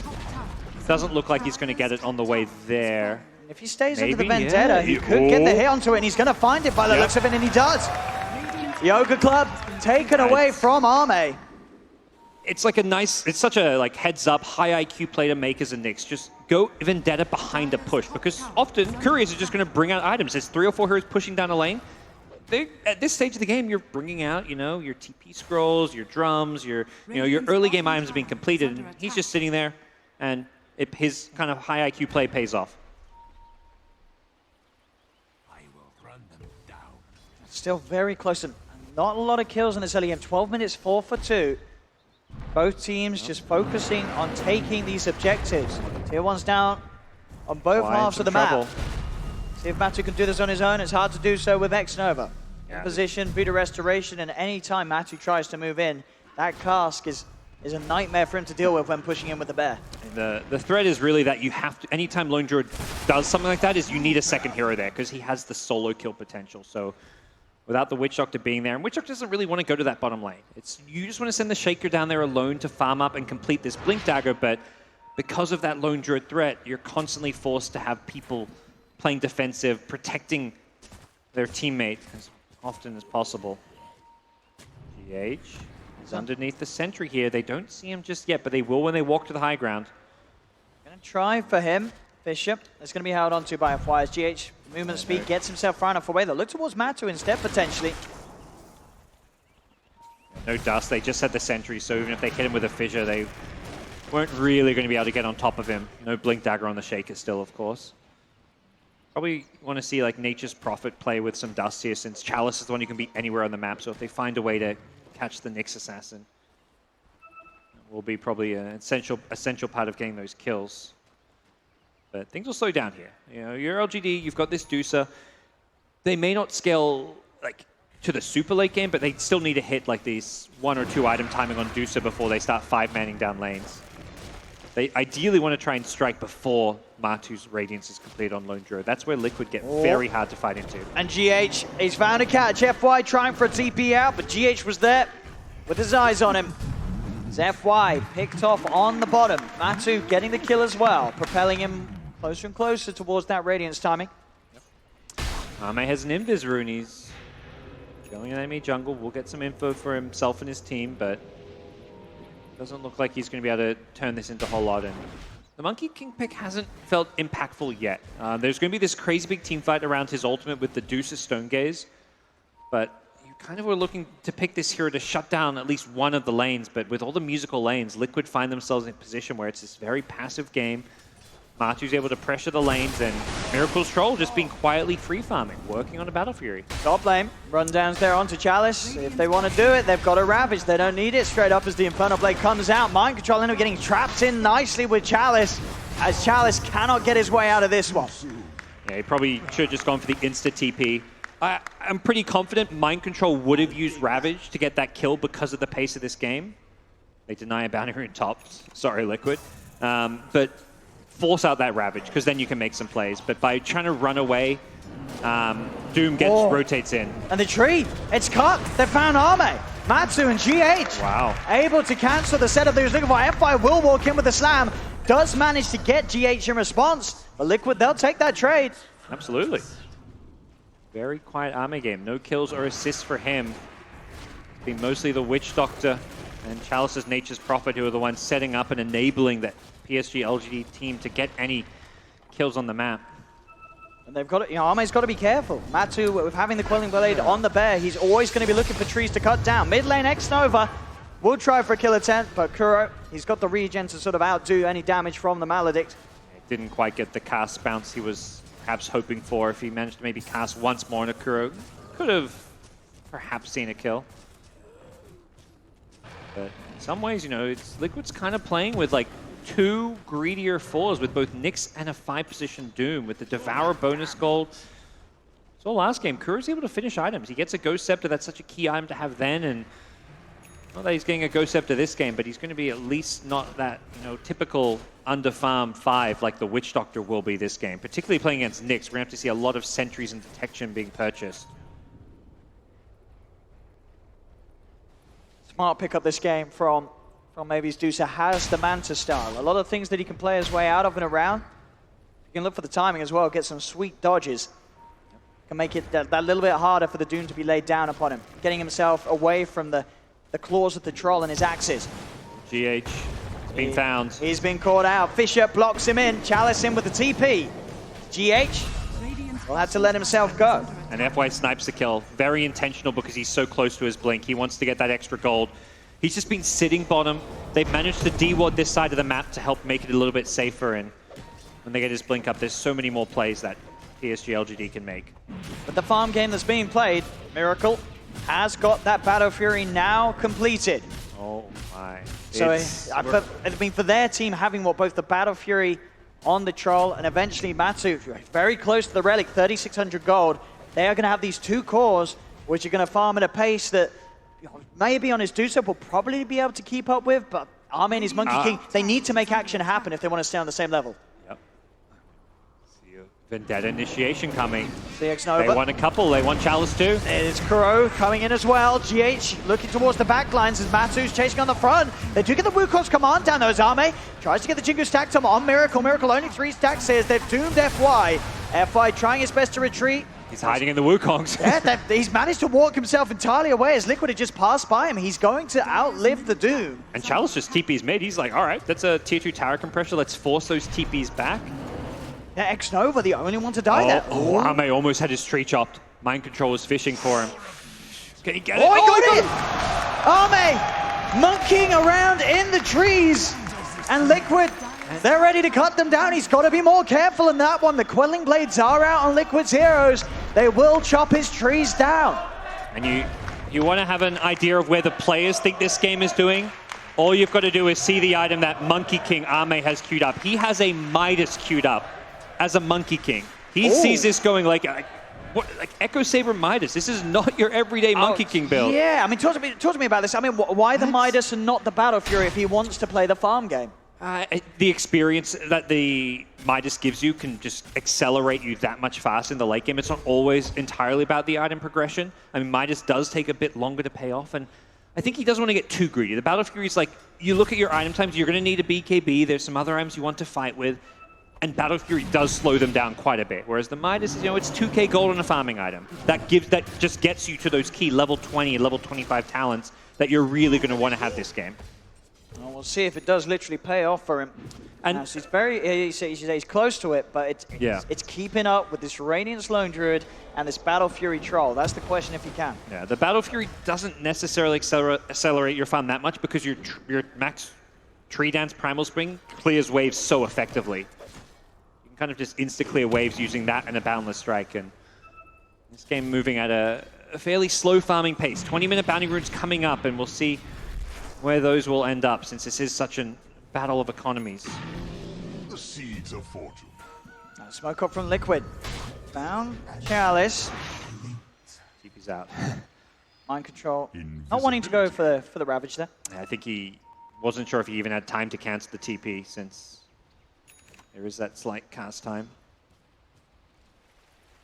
Well, these fights now, they're going to be a lot harder for PSG LGD to fight amongst once that Radiance is there on the front lines, as it's picked up and done by Matu. There we go, Monkey King. Midas completed. Radiance queued up as his next item. I mean, different kind of greed. The Battle Fury obviously kind of farm fast. The Radiance isn't really being picked up exclusively. It's not really even being picked up as a farming item at all. Very much this teamfight nuisance item with the mischance. It just guarantees you this AoE damage as well. This spread damage that if you're being kited and controlled, you can still be effective. Actually, he changes from the Radiance to BKB now. So Ame just constantly unsure what to buy, which kind of sums up how tough this game has been for him. When you see these players, you know, changing their quick buy items repeatedly, it just really means they're unsure of what is the right choice for this game.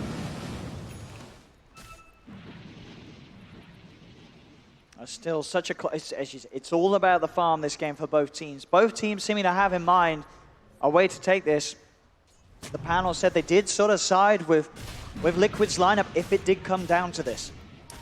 Yeah, you've got a couple good scaling carries and then good scaling. You've got 5-position Doom. Like when your 5-position can take somebody out of the fight with that. I mean, there's not amazing Doom targets necessarily. Talked a bit about, yeah, Monkey King can still build up his Jingu if he's doomed and stand and fight his ground. If he's got Wukong's off, Deuce a fairly similar thing where if you're doomed, it's not the end of the world. But Liquid's draft just look like they've got 5 heroes that are suited to go late game, whereas on the LGD side, there's going to be a little bit more of a fall off with heroes like Witch Doctor, and I would say even like Monkey, Nature's Prophet. Now for the Roche, Liquid smoke themselves in. It's been scanned. PSG LGD, they'll certainly want to try and put a stop to this. As the Wukongs comes out from Ame into the Boundless, trying to slow them down. Liquid, they're going to pose a FY! Oh my god, he's in! The Echo Slam's out, but it's not enough damage. FY will fall. As only Mind Control goes down, Miracle takes the Roche, gets the Aegis. They will kill off the Aegis as in comes maybe with the Stone Gaze. He's now been doomed. He's got to be a little careful as Miracle's back and ready for round 2. The slows out onto X-Nova and maybe he's finished off the Witch Doctor. The chase continues. Looking for maybe. Balance strike out from Ame, but the Spike Carapace was worth the GH. Miracle's the stun as well. Miracle's trapped in the Sprout. Can he kill this Deucer in time? He can. Triple kill for Miracle, but he does still end up going down. As PSG LGD, we'll see if they can find more. If they got any way to cancel this TP, they have not. Kuro gets out of there, but it all kicks off around the Roche pit.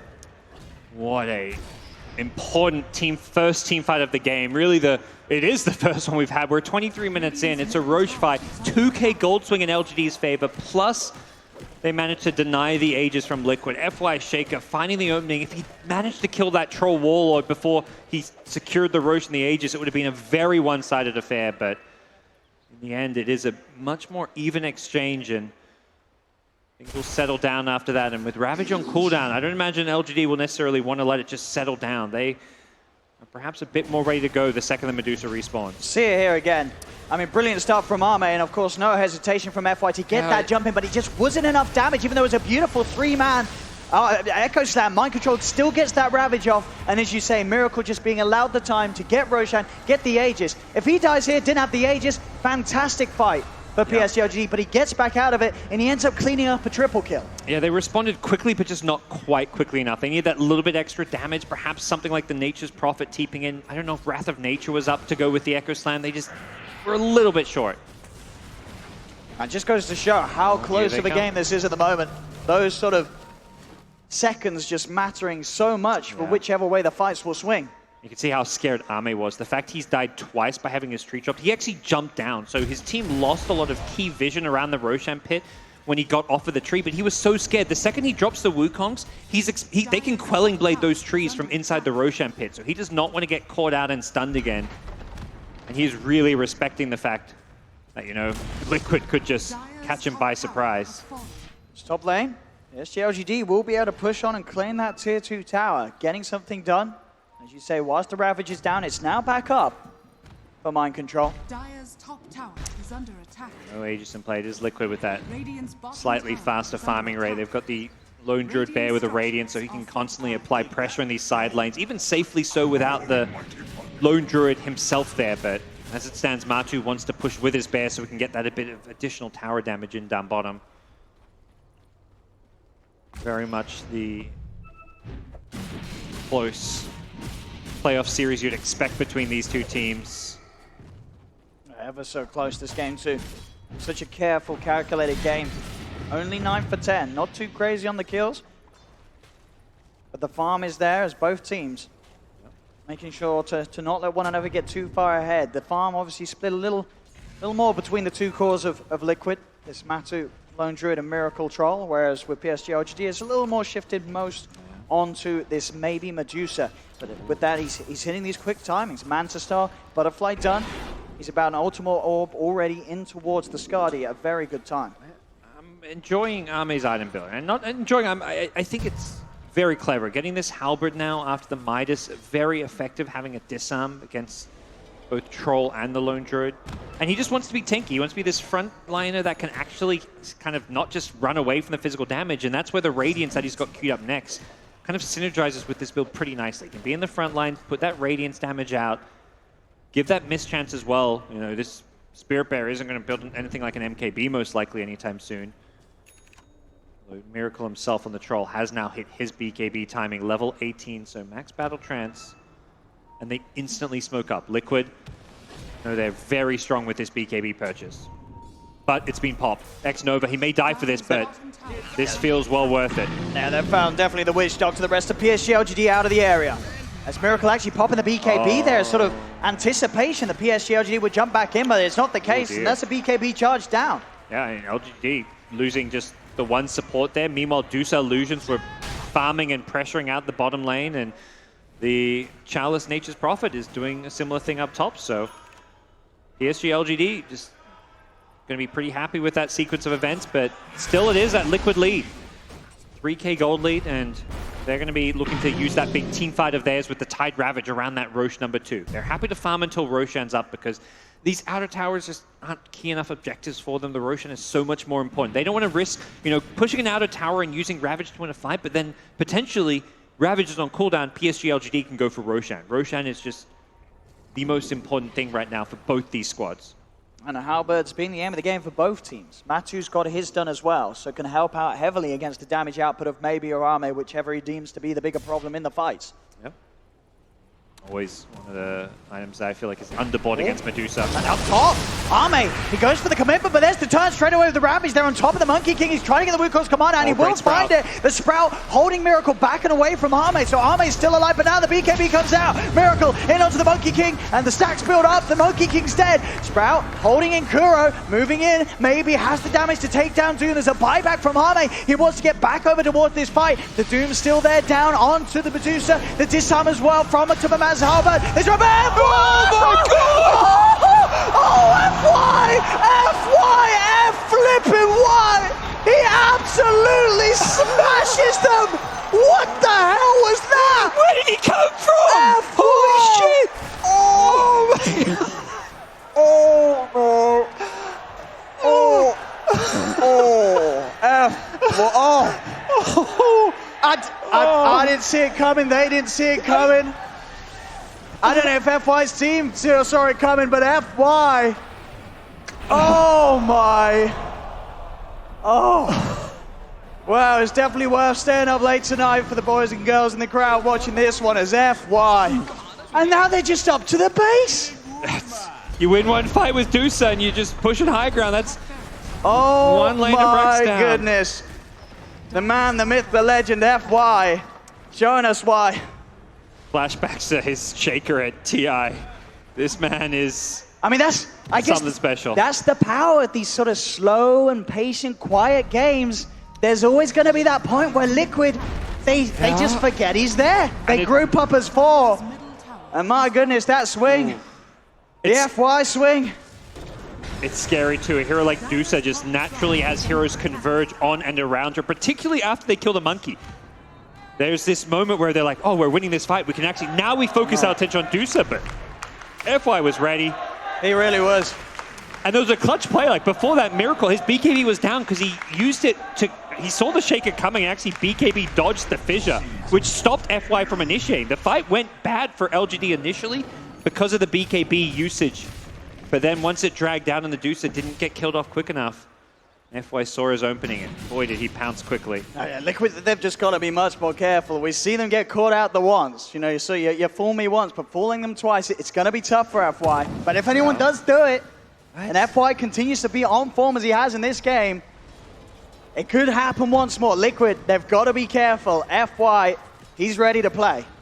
Absolutely, and suddenly Dusa maybe just turns up with a Skadi, level 22, on his way to a Satanic.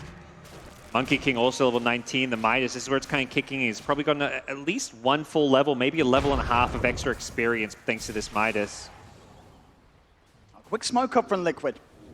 But they can go Ame. He's prepared and ready. We'll put the Wukongs down. They get the balance right. And fly! Again, he's in with the Echo Slam. Do they have the follow-up? They've got the Hex. They're in on top of them. Can they see a mind control? The counterplay. The Ravage comes out. Miracle BKB tries to move towards Army, but the Crimson Guard. PSG, they're too tanky. Liquid, they've got to get out of there. FY, Fisher block off. But Liquid, they'll now start to turn and run back towards X-Nova. The Doom's still there on the Doomster, but he's hitting. He's punching. He's hurting. There's the fear. Sends them back. Army Balance Strike. Trapping up Kuroki. The Chalice Sprout holds the Doom in place. Kuro's dead. They've got the Chaos bounces. The X as well. Matsu, he's in trouble. Another fear. Sends the three of them back. Buyback comes out from X-Nova. Matuma Man, he's on the retreat. Oh, they're still chasing. They're bouncing around. They're still going. Chalice and Arme in on the front. But there's the fear again. Chalice stunned up. Liquid turns. Miracle. Damage is there. Chalice is gone. Maybe. Still trying to go, but mind control's in. The damage reduction with the anchor smash. Miracle's got ultimate. They've got the badges, but the ult. Indeed, it's up with the halberd. The disarm. Miracle's damage output heavily slowed. Spirit Vessel on in the gush. They've got Arme. The disarm. They've taken the power away from Maybe. As now they'll chase for the Deucer. Maybe surrounded the Deucer. Surely dead and gone. He's trying to get Miracle, but Liquid have the damage. It's an ultra kill for Miracle. He was on 1 health, maledicted. Life steals his way through it with the Vlads plus the Battle Trance. He just overrun PSG LGD. And now it's Liquid's turn to push. They're going to buy back the Deucer, but it's still a 2v5. The problem is they've used everything in their arsenal. They're going to fall back, make the safer play, go for Roshan. They don't know the stats. They assume there is more buybacks on PSG LGD than there is. It's a good spawn time for Liquid too. Getting this Roche. There's nothing you can do if you're LGD. My goodness. The swings back and forth. What a game two. We are rewarded with this series here. LGD versus Liquid. Doesn't get any better than this.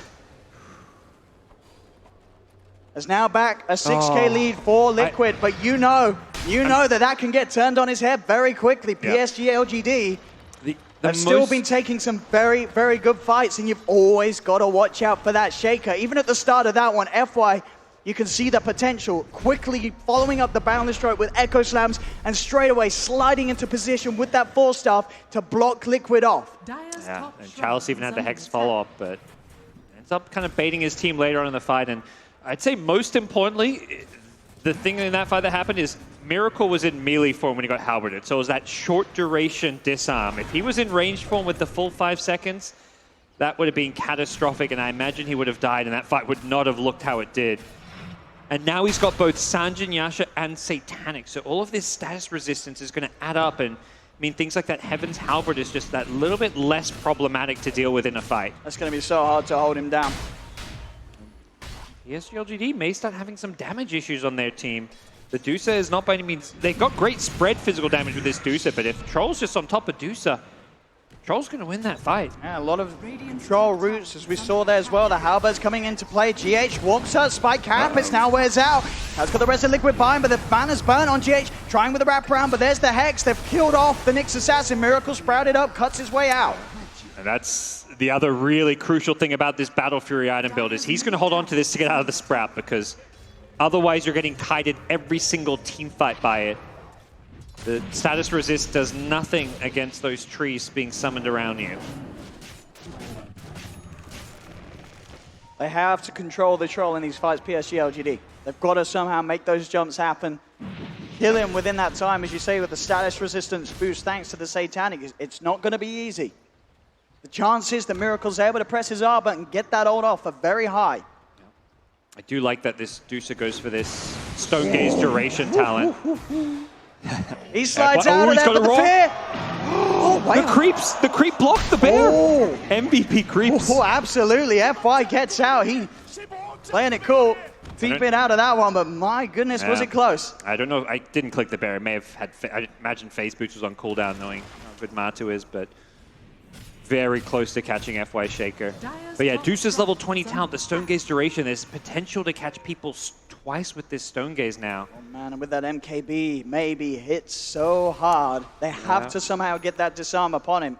It's this, he's only got a Manta. He doesn't have any sort of BKB, so no way to go into the fight without having the Warrior being disarmed. The chances are this Deuce is always going to get reduced by that disarm for a good moment of the team fight. Scary thing too, and the panel mentioned the Nyx Assassin Mana Burn isn't necessarily a direct counter to Medusa at the early to mid game. But once you get late game and you have Nyx with some items and that mana burn cooldown that is only 4 seconds at max level, suddenly this Nyx assassin is a very problematic hero for Medusa to play against. Go for a bit of bear abuse and maybe picks up the 300 gold. Fair bit picked up there.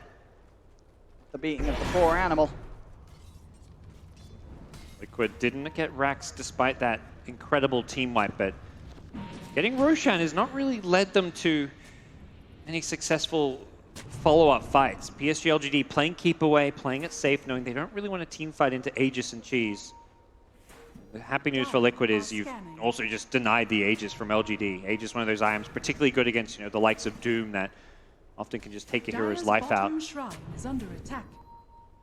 I like this from Kuro. Goes back for a 4-star. You saw that last fight, how perhaps Troll could die. If he gets caught in a stun and then Hex, you need the 4-star to save him. That's how you can kind of shove him out, get him into a better position so that he just doesn't die during that Nature's Prophet Hex duration, or the Earthshaker chain stun can get messed up by a 4-star. Very good defensive item to have.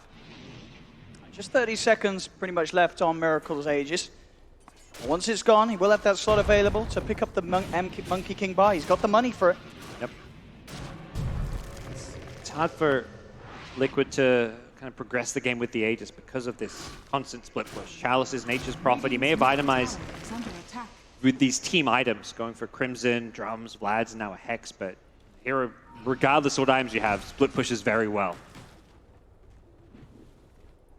There's some of these, yeah, 25 on Dusa, getting close. For Monkey King with his Midas, still not quite getting him that close to his level 25. Has got a Radiance completed and a Ghost Scepter queued up. It's, you know, not an item you normally feel good about seeing on a Monkey King, particularly, you know, one with the Radiance on the front lines, but he just needs to stay alive. He's melting to the physical damage, and this allows him to kind of kite the Troll even more. It kind of effectively works in a similar way to Disarm, where it's like, okay, he can't hit you, he's disarmed if there's no one to right-click during his battle trance. Now Liquid. They want to fight. No Starting to get Aegis. aggressive again. The Boundless Strike onto Miracle. He's falling pretty low.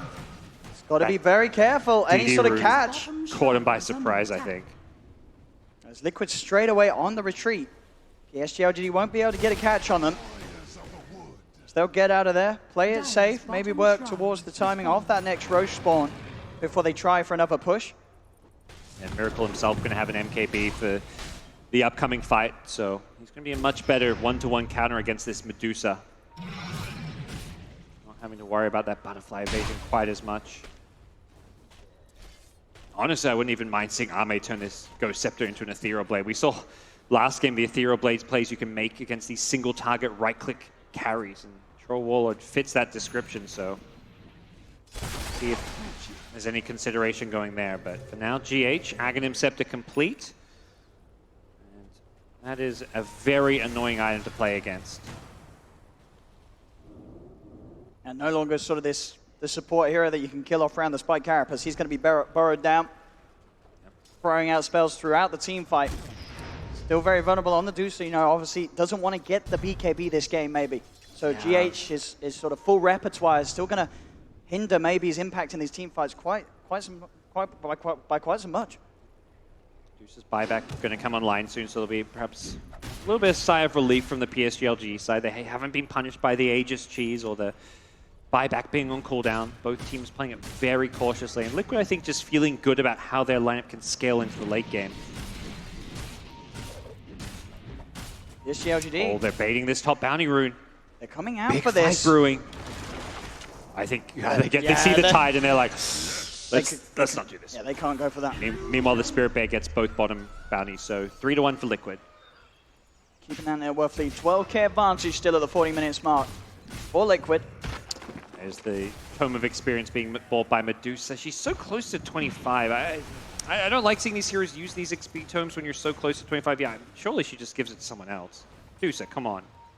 Oh my gosh, that's the greediest Tome of Experience I've seen in my life. That is so greedy. You were like one creep from level 25. Help your team out, maybe. Come on, man. If you were like about to fight Roshan, sure, but I don't think we're seeing a team fight until next Roshan. Either way, not the end of the world. That's another halberd done. Chalice Helps offer more utility to the fights. They can sort of time these disarms around Miracle's BKB. He's going to struggle to get himself on top of the Deucer and threaten the life of Maybe. Especially in this late game, this 25 Deucer is no joke. Battle of map control. I like this Radiant PSG LGD ward by this push. They didn't put it on the obvious cliff. They moved it further away. And it's not being dewarded because of that. The vision around that high ground is so crucial, and some unique X-Nova wards. That ward's almost, it's been up for half its duration, undewarded. At this stage of the game, having a ward up for that long is surprising. But it's the unconventional placement that works in their favor. Smoke up and go from PSG LGD. They're out of the base. Roche is up in 5. Treants are going to be walking in there too. GH is prepared though. Burrowed underground. Yep. They'll see the Roche respawn. But they don't see GH. It's all about patience. The smoke will dispel when they get close enough, so they'll know that someone is around here, Invis, and burrowed underground. Yep, they've got sentries too. They're not at the Roche pit just yet. And there they have the mana burn. Starting to show himself. Miracle looks towards, and they have the stun, but the fish is out. Onto Miracle Ahmed. She's got no mana. He's getting in position for the Wukong's command. Miracle's being sprouted. Pops the BKB, cuts his way out. Liquid, they're backing away. Deuce is sitting on 100 mana. If they got a shrine, they do. Yeah, maybe moves back, pops the shrine. 2 mana burns. Chunked away like 800 mana right there. Maybe even more than that. Man, that is annoying. GH's positioning very good there just to get those mana burns off from the pit. And Miracle's got a double damage rune ready for this Roche fight. Ooh. Liquid smoke up knowing how strong they are with this DD. All about this Roche. Neither side can afford to let Chalice. it go. GH is going to get hexed up. Chalice finding the overjump for mind control. The Ravage is on to 4. Matu, they're on top of the Deucer. The Deucer doomed. Out of mana. Maybe's in trouble. Liquid surround him. He's dead. No buyback available on Maybe. He's dead for 2 minutes. They're on to FY as well as he's burned down by the Radiance. He cannot escape this. Liquid get 3 kills. None of the heroes with any sort of buyback available to contest this Roche, as Liquid will go straight into the pit. They'll have no trouble cleaning this Roshan up themselves, and still such a long time to play when Maybe is out of the game. They're just playing a bit too aggressively, and you can see why this game has been played at this slow pace, because there's so many kill threat heroes on Team Liquid's side. Anybody slightly out of position, and there it's Chalice TPing in a bit too aggressively, and the problem is the hero he TPs into, the Nyx, and he uses his Hex on, is not the hero you want to be going on. This Nyx is very tanky, hard to kill, and despite this Rax advantage that LG's had all game long, they're constantly being on the back foot. And they don't have the money for buyback. This could be Maybe. the make or break for them. Shaker is back. It's all up to FY Shaker once again. He needs something even more beautiful than last time if he wants to try and slow this down, as Miracle takes another tier 3. Liquid, they may not even believe it themselves that maybe he just can't get back into the game. Yeah, they're going to let this one go, it seems. As got to imagine they two sets of racks. You have to defend it. Going down Megas doesn't sound like a great idea, but I just don't think LGD have the best options here to fight with, and they know it. That's why they're not even trying to defend yet, but they're going to be forced to. Amename, he has a Wukong's ready to pop. He'll move in, try and hope that they force back. On the side, they do get the cast, the Maledict, the Fisher out. They'll jump in, F5 with the slam. They'll kill off GH. Yeah, it's not the big team fight winning slam, but it's enough to buy some time. And Liquid, they'll still stick around. They want to get these Megas. They are going to be able to clean up the base pillars. The fortification does slow them. Fisher out. Onto the 4 them. A good bounce with the Nature's Wrap. A Miracle popping the BKB. He wants these mega creeps, and he'll look to get them without any issue. Or maybe the Hex. Oh, okay. They get him the once. Now maybe he's in position. He's probably dying twice. Let's see if they can do it. He's been disarmed. He really wants to hit that Rax, get that Megas, but the chase out. He's got the ult off. He'll live a little longer, hit the Rax, heroes, but indeed the range Rax will be saved. Megas aren't out quite yet against PSG LGD. Yeah, I mean, calculated aggression from Miracle where he's like, okay, have this Aegis. He knew he was going to die twice there, but it's worth dying to get those mega creeps. Doesn't get him. Still Liquid in very comfortable cruise control. The fact that Miracle has buyback means he knew exactly what he was doing. Happy to throw away his life for the greater good. They don't get Megas, but you're up 5 racks, still in firm control. And you got to watch out for LGD, you got to go down mid. And look at this, the Ags Lone Druid. Here he comes. They're pinging it. They know. They're like, kill the bear. He's hacked. He's disarmed. The bear still trying to battle on. Oh, the Sprout. He's stuck. Oh, no. He's sprouted. And the bear will fall. But more importantly than getting that Rex now is not having to use your troll buyback. I was going to say, the way PSG LGD can win this game right now is if they force this troll buyback and manage to kill Miracle again. That play, while it doesn't secure them the racks, it just bought 30, 40 seconds. And these lanes are not being pushed out. It does not look like PSG LGD can put themselves in a position to get this buyback to be used. So if they're going to want to win, they're going to have to kill Troll twice still. And they may just have to go for some big all-in play. Like, this is feeling like we're in Medusa Rapier territory almost, but... It feels like it. I mean, you saw last fight how Medusa just gets controlled and bursts down. The stuns from Ravage, Nyx Assassin. Yeah, all his mana's just gone.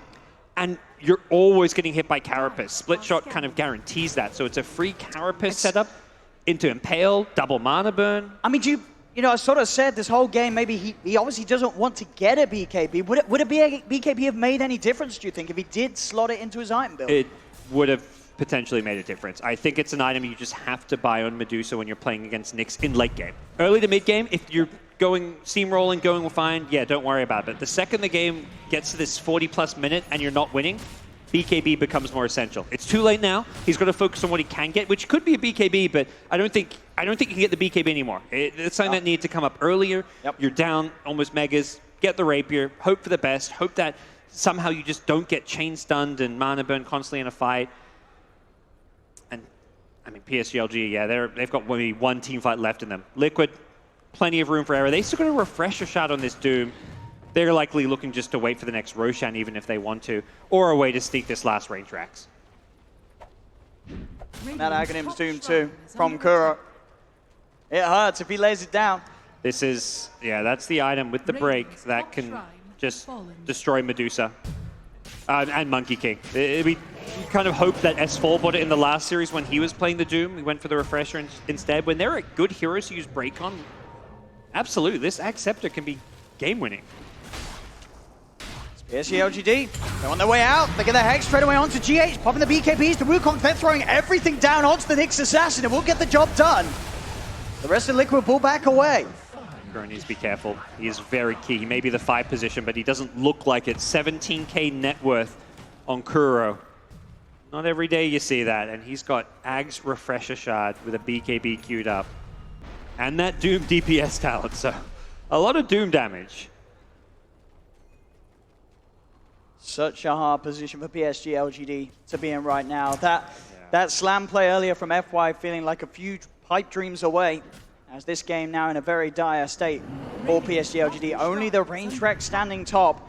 They need some sort of an incredible comeback to swing this around, as you say, all Liquid's heroes scaling so well at this stage of the game. This is what the panel feared for. They said it gets to this certain point. Liquid's heroes just operate so much nicer than the full roster of LGD past this point in the game. Liquid, they know they're not under any pressure. Yeah, they didn't get that Mega Creeps range racks, but they're happy to sit back, get a few more items, a few more level 25s. Mind Control's got that plus 250 damage talent now, so he's suddenly a bit more of a beast in the late game. And Lone Druid about to hit his level 25 as well. So plenty of scaling going on the Liquid side, and also no pressure until that Roshan's alive. They're just playing around these bounty runes once again. We've seen Liquid set some really nice traps up to help them secure themselves bounty runes and also win them some team fights. PSG LGD will at least be able to make their way out, take the 2 top ones. There's a DD rune up, spawning it towards the top. GH will get his eyes on it. He's just going to grab it. Doesn't feel confident to buy time, for the rest of his cores to pick it up. You don't know where that Deuce is nearby or going to come take it, and that could be very problematic. Deuce, how's the gold looking? Very close to Rapier. Just 500 away. What do you swap out? Do you just sit in the high ground and swap the boots out? Yeah, probably just swap the boots out. They just feel like you're getting kited, you're getting stunned, so the boots don't really help you when you're stunned. It just feels like they lack that save or defensive item to help him out. Like, I mean, they've got a 4-staff on Witch Doctor, a 4-staff on Shaker, but he just melts so damn quickly. GH, I love this. He's seen what has caused him problems on the Nyx Assassin. Just getting jumped and bursted, gets the A on this now. This is just going to take out one of the ways that we've seen PSG LGD start fights, and almost, you know, some of their won fights, or at least when they forced Liquid back, have come from just, you know, either jumping Kuro or GH. Kuro needs to be the first target of the fight. You need to kill him. If he gets one Doom off, I think you lose the fight. If he gets two, you lose the game. Maybe he wants to get out and do a bit of shopping. Would like to. Afraid to send the courier, with good reason. You don't want to lose a Rapier and a courier. Especially when you have no control over that area of the map. The line's been drawn here. That's how you get to the shop, they're saying. It's so hard to do, though, with Liquid all around this position. PSG LGD have also, they've just got to sort of hope that Liquid do sort of back up from this area, maybe even hope for a Roche spawn so Liquid aren't here and maybe can actually get over to buy that Rapier. GH on constant guard. The security guard here of this shop as GH starts to burn the mana. It's a stun out. They will be able to force back the Deuce. Arme's committing, but the tree, it gets caught. The Doom is down. Mind controls him with the Ravage. Arme is dead. Has to buy back immediately. That was a bit questionable. And PSG LGD are going to have to, yeah, just reset with one buyback less. That's going to make things just that little bit more difficult. And I just don't see a way they can really get out to contest that Roche pit. It's so close to respawning. The vision 10 game is, seconds and it's there. Yeah, this vision is just so tough. It's playing against them, and Liquid just maintaining control of this high ground, denying the secret shop, denying access towards Roshan. It's getting to the point where they've got to send that courier almost on a mission down towards the secret shop of Liquid, Yeah, so if they ever want to hope to buy that item. That's what it might do. Maybe they just don't feel like it's worth buying and not having buyback.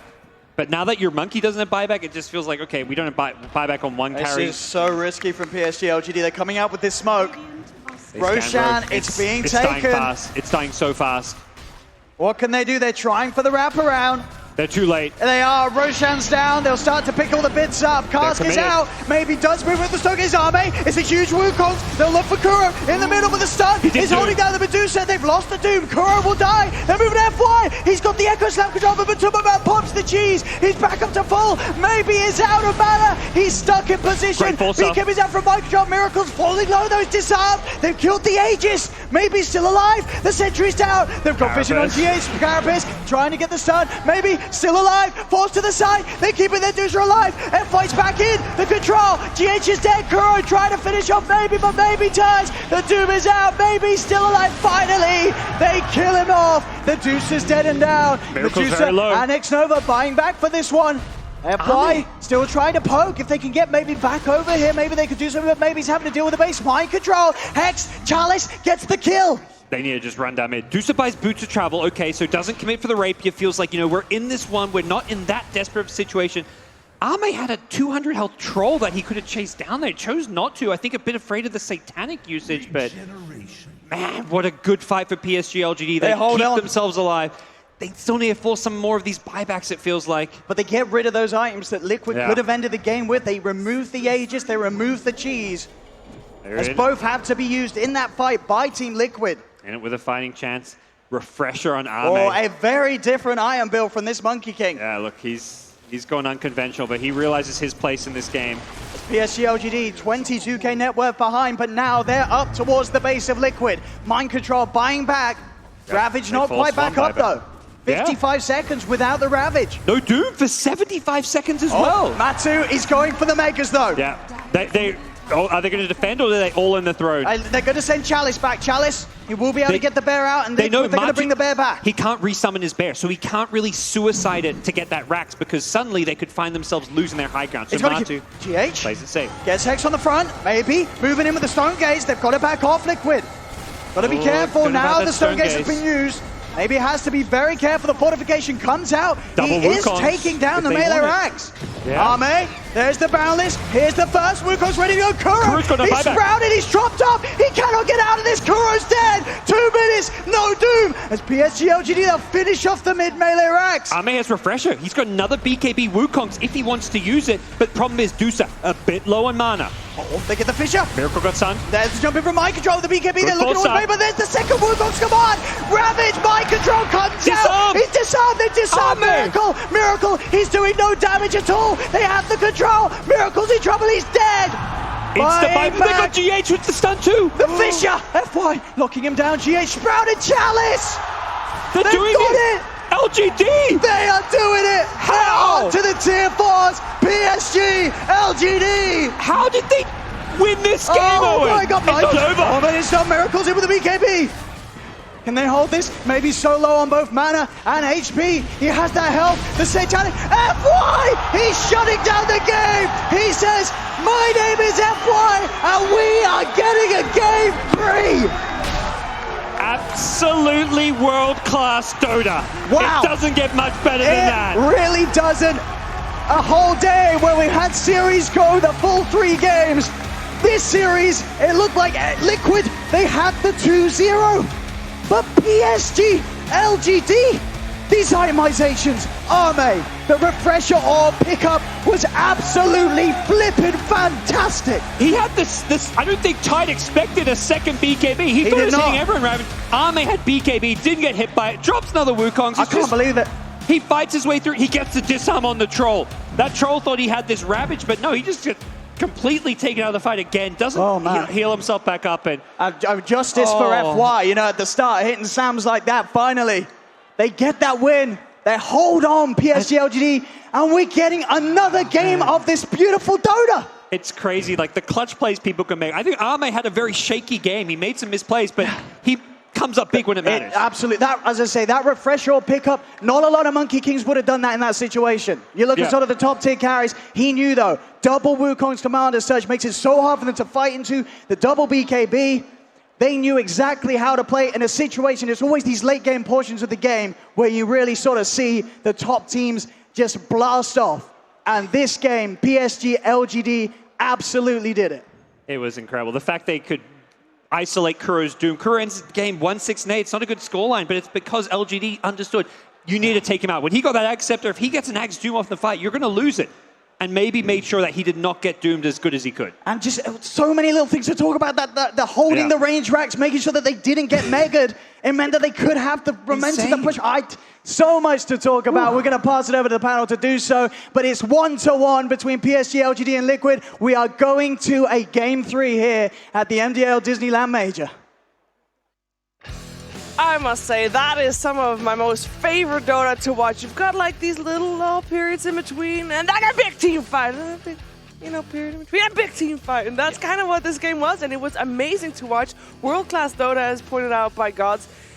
They do it. We force it to a third game. I think that is exactly what the team deserves. Obviously, PSG LGD fighting hard, but the crowd deserves as well. Whew, it was a good game. Kyle, you want to start it off? I don't really know where to start, to be honest, because there's so much. It's one of those beautiful games where you really need like a replay analysis to go into it and explain like why everything. We will get a replay, and it was an hour-long game. So before that happens, Kyle, who'd you predict? Oh shit! It was my fault. No curse. Oh no! Oh, darn it! Sorry, you're right. I forgot. Yeah, I.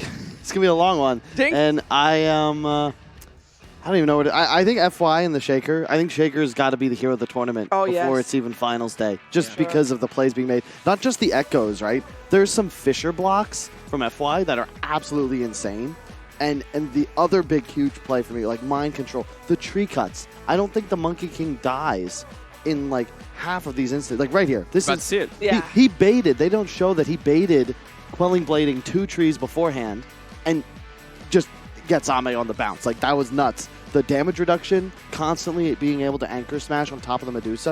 Amazing I echo. could not get enough of that one. That's why you can't nerf this hero, Ice Frog. I know you're watching. We need it. It just makes it it so fun. These moments, they're only possible by being behind first. This was the really good fight by Mind Yes. Control. Just watch his positioning every single time. They save, Miracle gets his battle chance off, barely survived, but Mind Control just stands on top of this Medusa every single time. Anchor smash every cooldown, and you see Medusa has like minus 100, 120 damage or something in every situation there. The same way, if you can damage amp a spread damage carry, it's super effective. If you can reduce the damage that this hero is dealing, it's even more so. So, yeah, you feel like you're still strong, but you can, in this engagement, same deal. Just constantly mind control, moving forwards, gets off big ravages. You never see a BKB tied, but I think it was the perfect choice in this game.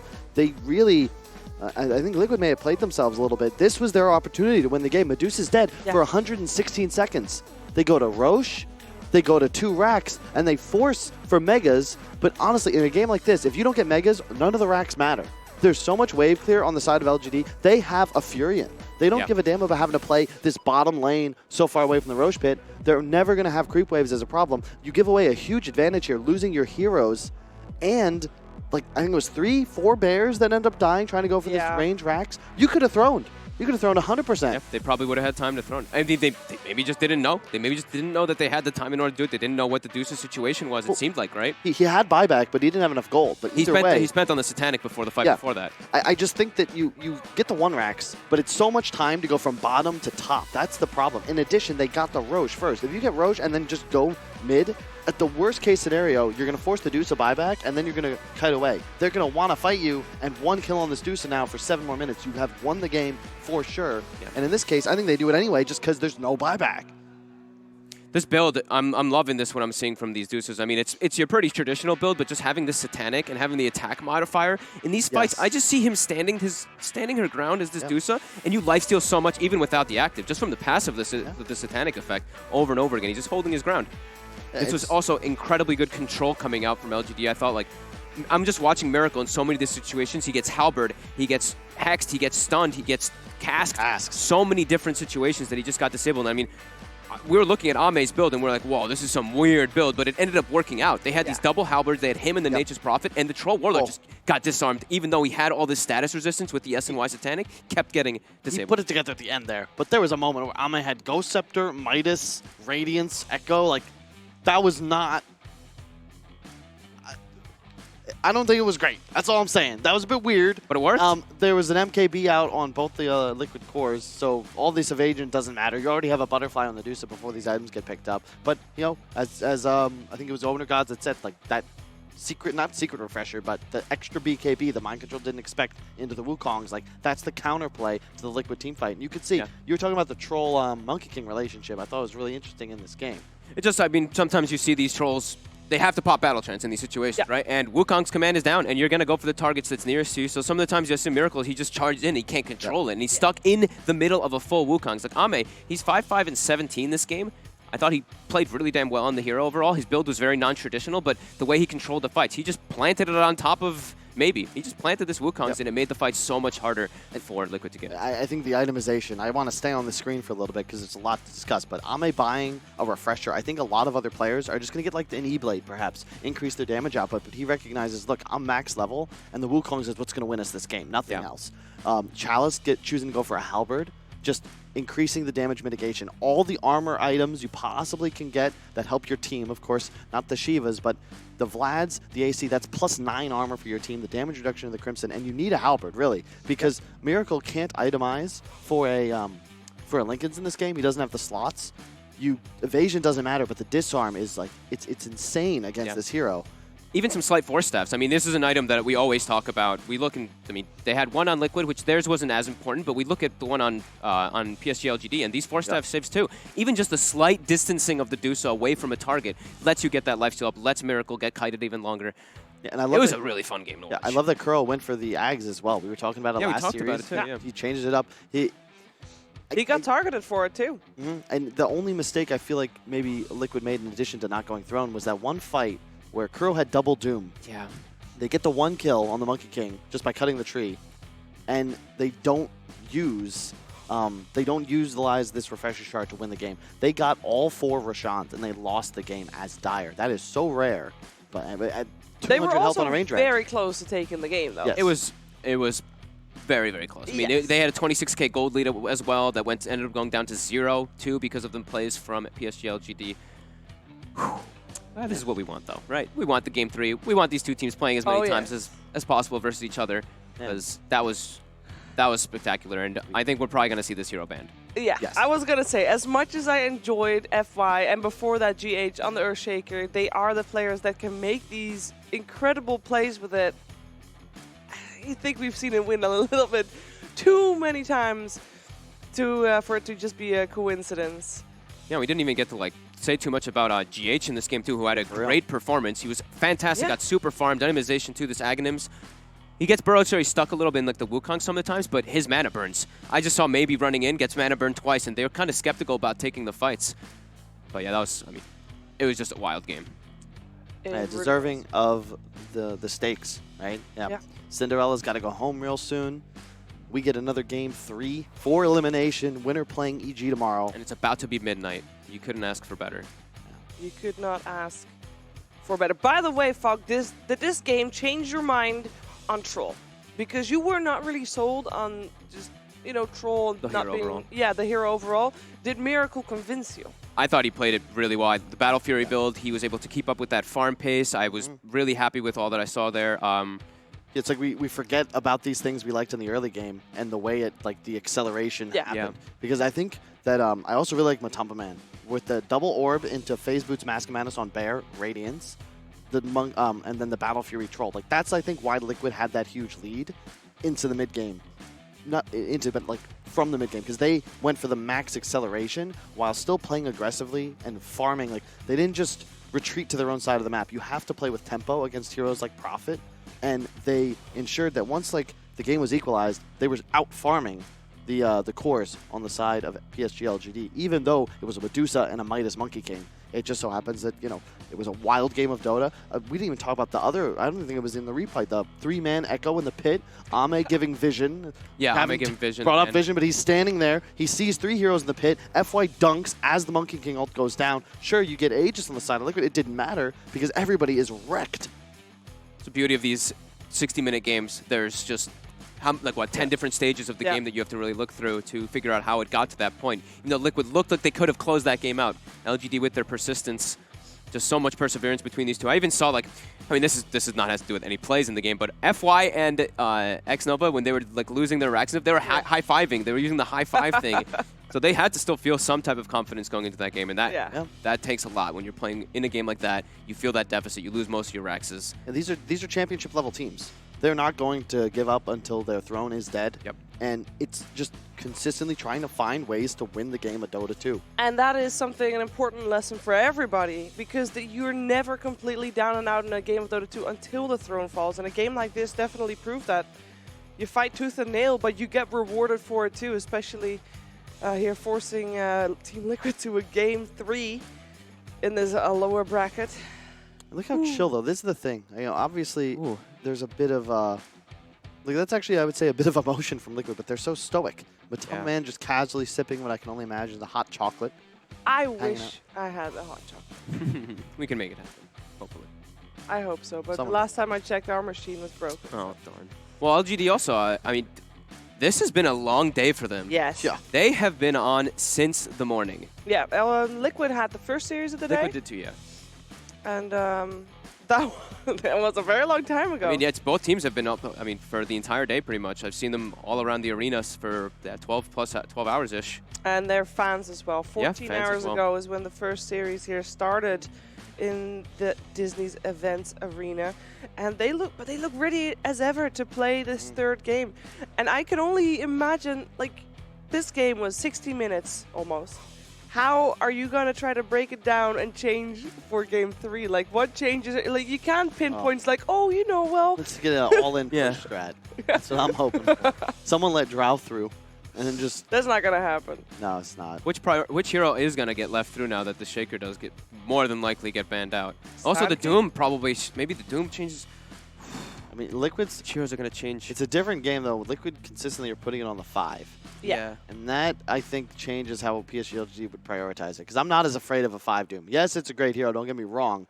But I feel like in comparison to an offlaner's influence, it's not the same. Well, I will tell you that new bans. Brewmaster was banned previous game, still in the pool. Brewmaster, Enigma, Darkseer, and Sand King. That looks like Darkseer's going through, right? Yeah, and remember, Liquid is also first pick, or second pick Radiant this game. Yes. They swapped. Is LGD going to first pick the Darkseer then? They banned Oracle. That looks like they're trying to set themselves up to get the Darkseer. Yeah.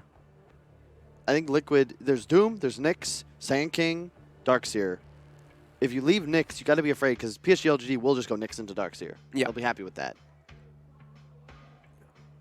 You can see reserve time being spent on this last ban. It is critical. The thing is, if you first take Nyx, then they take Sanking Darkseer probably. Maybe. I don't know if you want to take Darkseer. You don't. Yeah, maybe you don't take it. And that's what makes the opener so important. This is that game 3, right? We saw this with EG Secret. There's a meta within the meta for this series, and you're aware of what the enemy side wants to first pick, and you have to consider, okay, what would they take if I leave this? What would I take if I left this? What would we pick?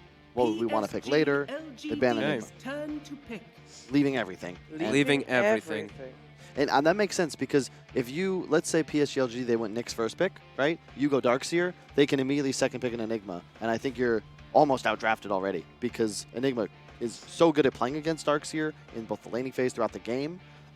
You counter his team fight, and you buy a BKB and you're all good. They do go for the Doom. Darkseer Nyx. Maybe. For Liquid, maybe. But the thing is, Doom is also good against Darkseer. Exactly. Yeah, you're good against Darkseer. So it's tough. You've got to figure out like where do you want to accept weakness, and Team Liquid.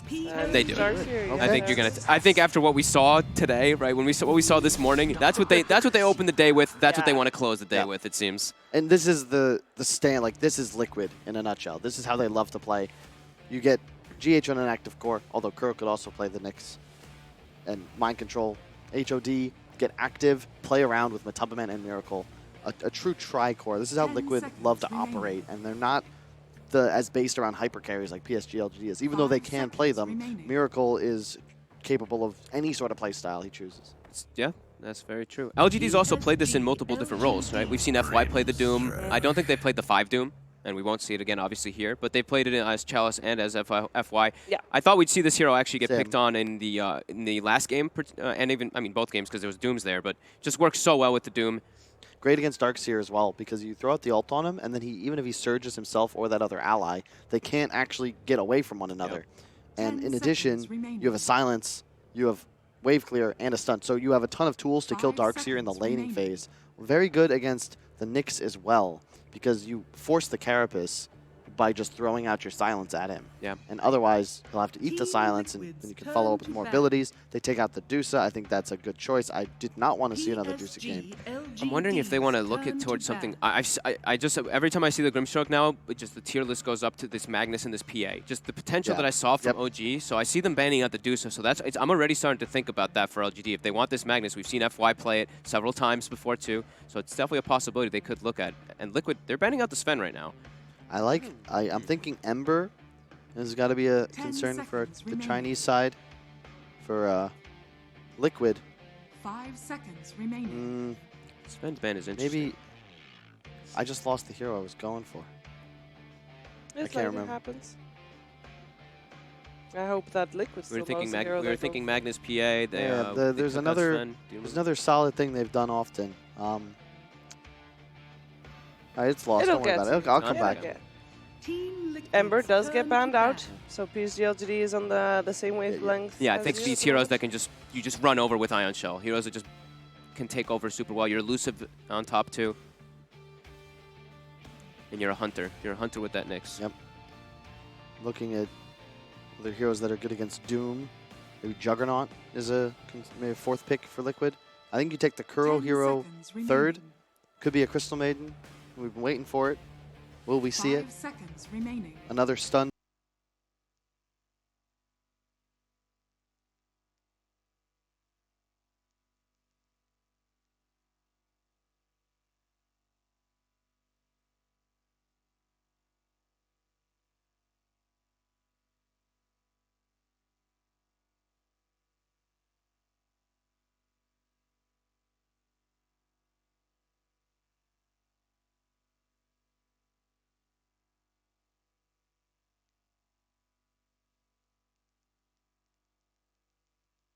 We've seen it played. I was mentioning how it's pretty good because your Baton walks in for it.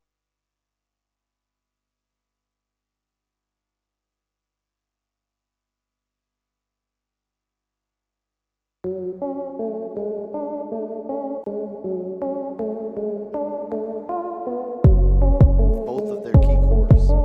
And you've already revealed most likely everything except for Miracle's hero. I was wondering which one Liquid wants to do, because there's also the Razor in the pool too. That's one that they just really like, and I'm seeing them ban out the Morphling, so I'm like, Razor is actually looking pretty good. Oh, This was They it. do want to go for Leshrac. it. What if they go Leshrac on Liquid? Oh yeah, that's a hero Fourth that's kind of pick. been forgotten in this series a bit. Yeah. I just really like the way that hero plays. And there's other typical Matumba mans that may be more likely. Oh, more combo. All And right. this is one of my, it's a classic combo of whatever team DDC played on 3 years ago, where they would go Disruptor Nyx, you scout out around with the Invis, and then you find glimpses easily. I think we've seen Vici do it as well. There's the PA. Pretty sure this is the mag PA for LGD, man. You heat up as the day goes on, eh, Fog? So- 'Cause I 100% agree. Disruptor and Nyx will feed to an empowered PA. So, like, all game. As long Talk as to he has me BKB. about why PA Mag fits especially well with the Grimstroke Doom. Because you don't care about Darkseer that much. You're like this perfect anti. You want a Vac wall and try and run at us with all these melee heroes? Well, I'm a mag, I've RP'd you. PA, he can just go Deso or Vlad's BKB and completely ignore every hero on Liquid right now.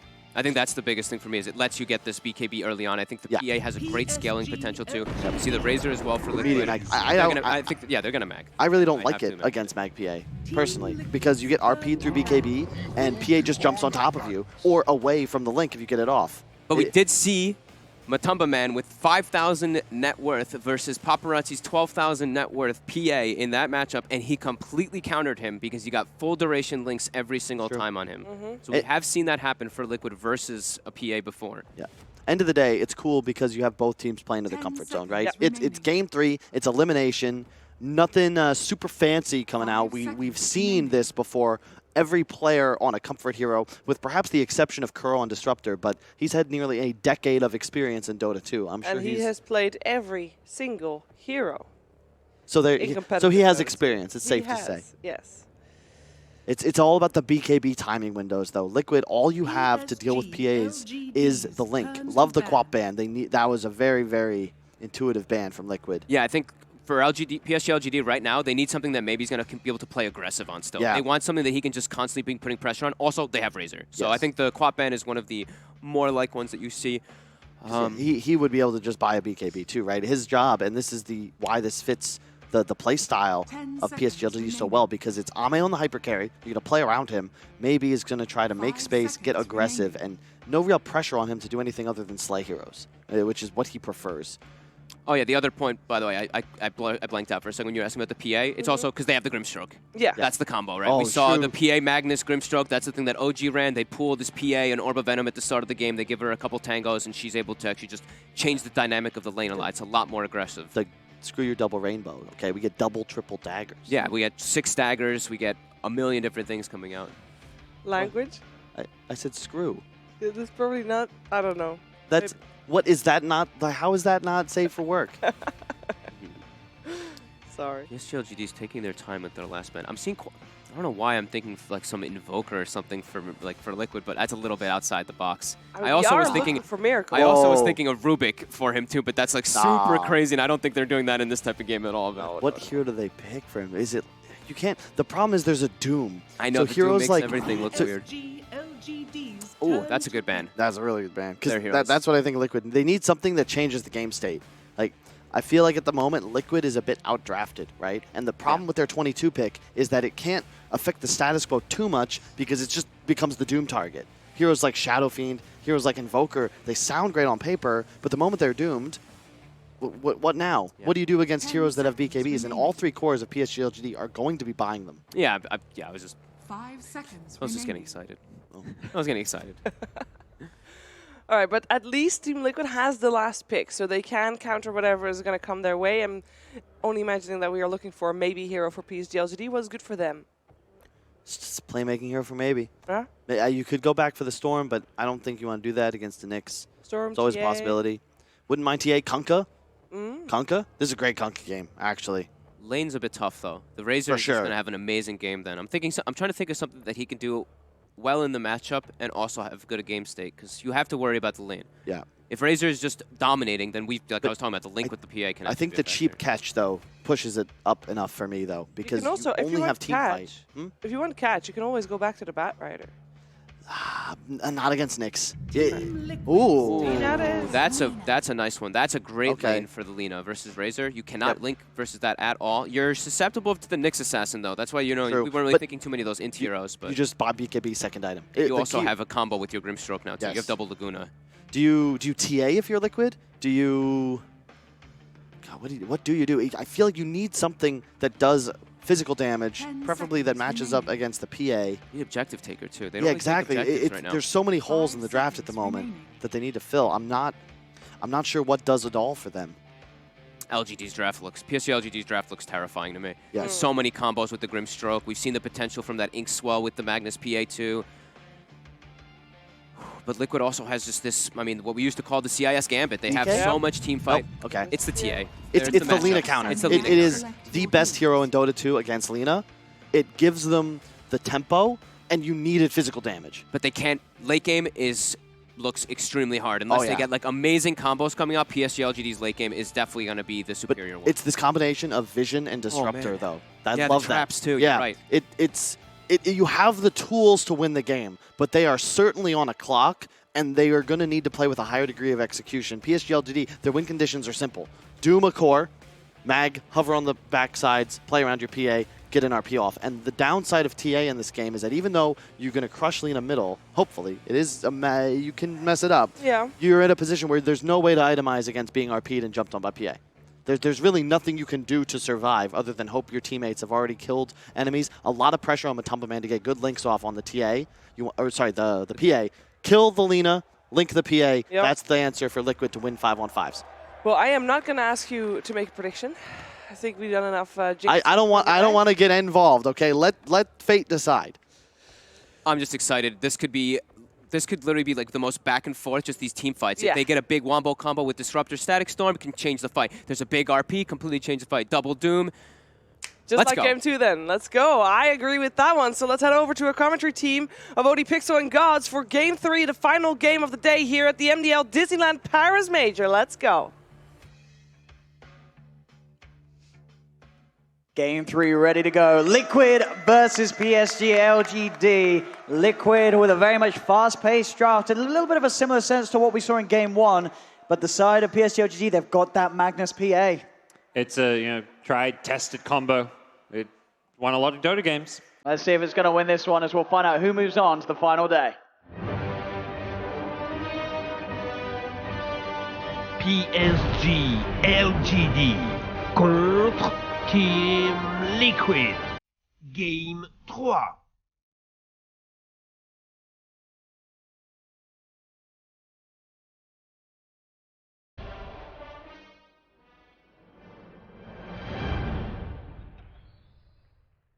An excellent series to close the day up so far. And the game 3 already off to a bit of a poke. Liquid with that smoke. So let's see what can happen. Parker, the panel was saying, Liquid, they got to play this fast. You don't want to go late and try and scale against a PA Magnus. Yeah, and TA's always been one of those heroes that is meant to win the lane, get a fast, blink, Deso, take Roche, take towers, get ahead. You don't go late game with TA. That's just not how the hero works. Yeah, we're going to look for some of that just old school 1v1 outplay really from the TA in this mid matchup, Miracle versus maybe. And that's the big thing. It's Miracle back on the mid lane. He's been playing almost entirely those side lane carries, those hard carries this tournament, but they recognize an opening to fit in a TA to their draft and put it on Miracle with Matu playing his signature Razor. So we're going to see Miracle versus maybe. Got the hero advantage, as we say, but in terms of top tier mids to play against, maybe he's one of the best. And the early lane swaps, both teams unsure where to go. Ame on his PA is just sitting mid. He is not going mid. He's waiting to see which lane is his. He doesn't know. He wants to make sure he's going to get that favorable matchup. They're going to show the 2 supports up top, Liquid, Kuro, and GH. And that's when Ame's like, okay, I'm going top. That's my lane. X-Nova, TP's over, so can grab a bit of action from that first wave whilst Ame walks over to join him. GH is there in between them, so if he wants to throw out the stun, can sort of slow down the time it required for Ame to get over to the lane, just messing around with the PA.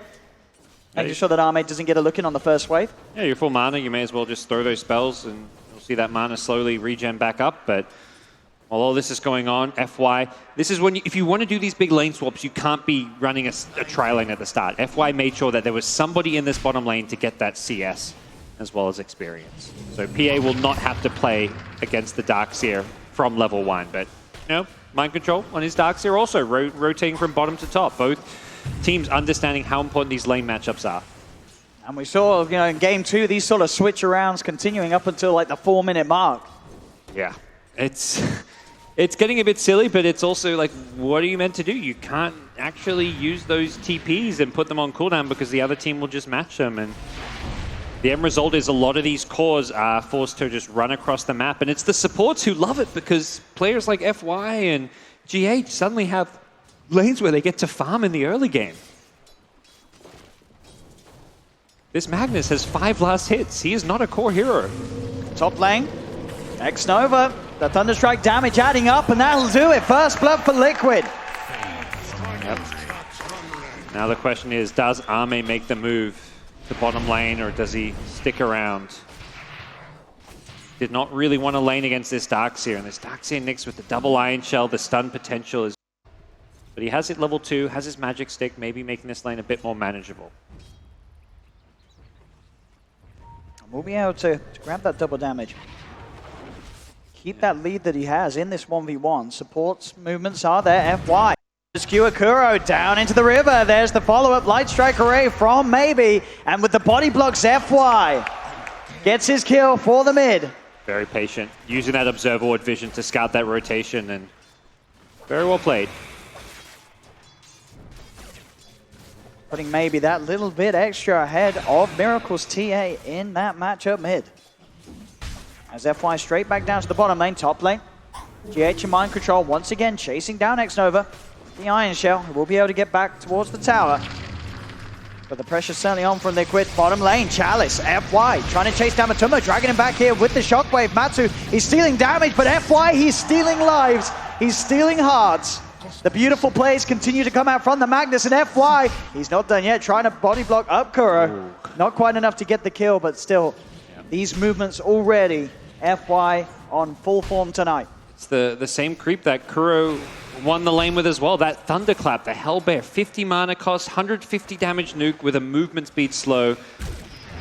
So impactful. And yeah, he devours another creep, but he keeps the Hellbear. He really loves this creep. And now he's able to TP top while the PA goes to the bottom lane. Radiant structures are So far in the opening 4 minutes, all cores getting farmed. Nobody getting entirely zoned out at the lane, the top. They're trying to dive in very deep here behind this tier 1, feeling confident, the two of them, GH and Mind Control, with these Iron Shells, and with the fact that they pushed the wave in. Chalice falling low, and with the rundown Iron Shell damage, it should be enough. Mind Control gets the kill. Chalice is out of the lane. He is sort of stuck in. We'll see if X-Nova can find the return kill. But he has also got to be careful. The Iron Shell damage now affecting X-Nova pretty heavily. He's got one more nuke to throw out, but GH lands the stun. Stick charges are there, but it won't keep X-Nova alive. It's a double kill for Mind Control. FY, he's cleaned up one. Can he get another? Mind Control does have the salve. So he should be able to keep fine. FY had not enough damage to bring down this Darkseer. He's going to just mid lane though. There's a dive, maybe. He's being gagged by Kuro as they go in underneath the tower and sets up for the kill. Miracle, he'll take it. As soon as the play happens, stop, and FY's having to respond there. Kuro collapses onto Maybe in the mid lane. Yeah, these big kills. The first one was the one on the Razor. So important because Razor dying means he has to TP back to lane, and with these lane swaps, it really is a battle of TP. So the second Razor uses his TP from fountain to lane, PA's able to match it. PA can TP from top to bottom. Oh, GH won't mind that. FY giving him a bit of a leg up there as he skewers GH towards the bounty rune. He may not get this bounty He's got rune. a stun. Yeah, GH, he's out of there. FY making a bit of a play in favor of Liquid there with that one. Absolutely. But yeah, all these lane swaps just create so much early game action, and Doom dying up top underneath the tower hurt him so much because his TP was on cooldown. Mid lane. Yeah, Miracle. Got Kuro by his side, kinetic field drop down, stops PSG LGD from chasing in any further. As FY cannot go in deep, trying to use that Inkswell.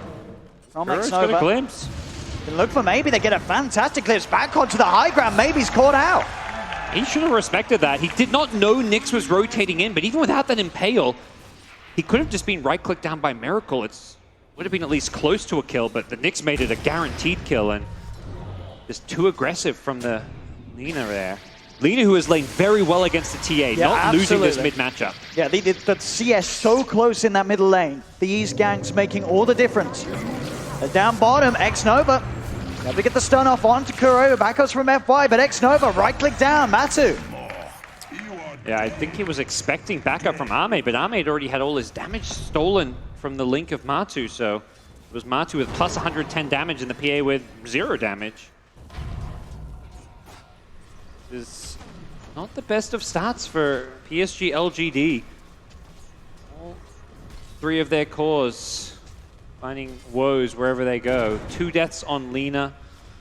The Doom with the death, PA just not farming well. Even though Ame hasn't been picked off, he's just not really found a good home for himself to get some good farm.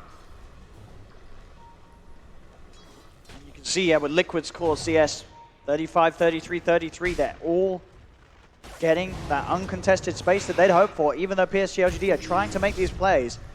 Liquid can keep the farm going, top lane. Trying for Chalice here. They've got the creep wave underneath the tower. So they can continue to tank it up. The Iron Shell damage. Spike Carapace as well, making sure the Chalice can't turn, and Mind Control and GH. They'll dance around, get the kill. Bottom lane, they're going to try and chase down here for Matuma Man. They will find him, skewer forward. FY sets up for the kill, but that mid lane, as you say, Liquid getting the catch once more onto Maybe. Another rotation. These Liquid supports so active here in the early game, wanting to make these plays and roam around.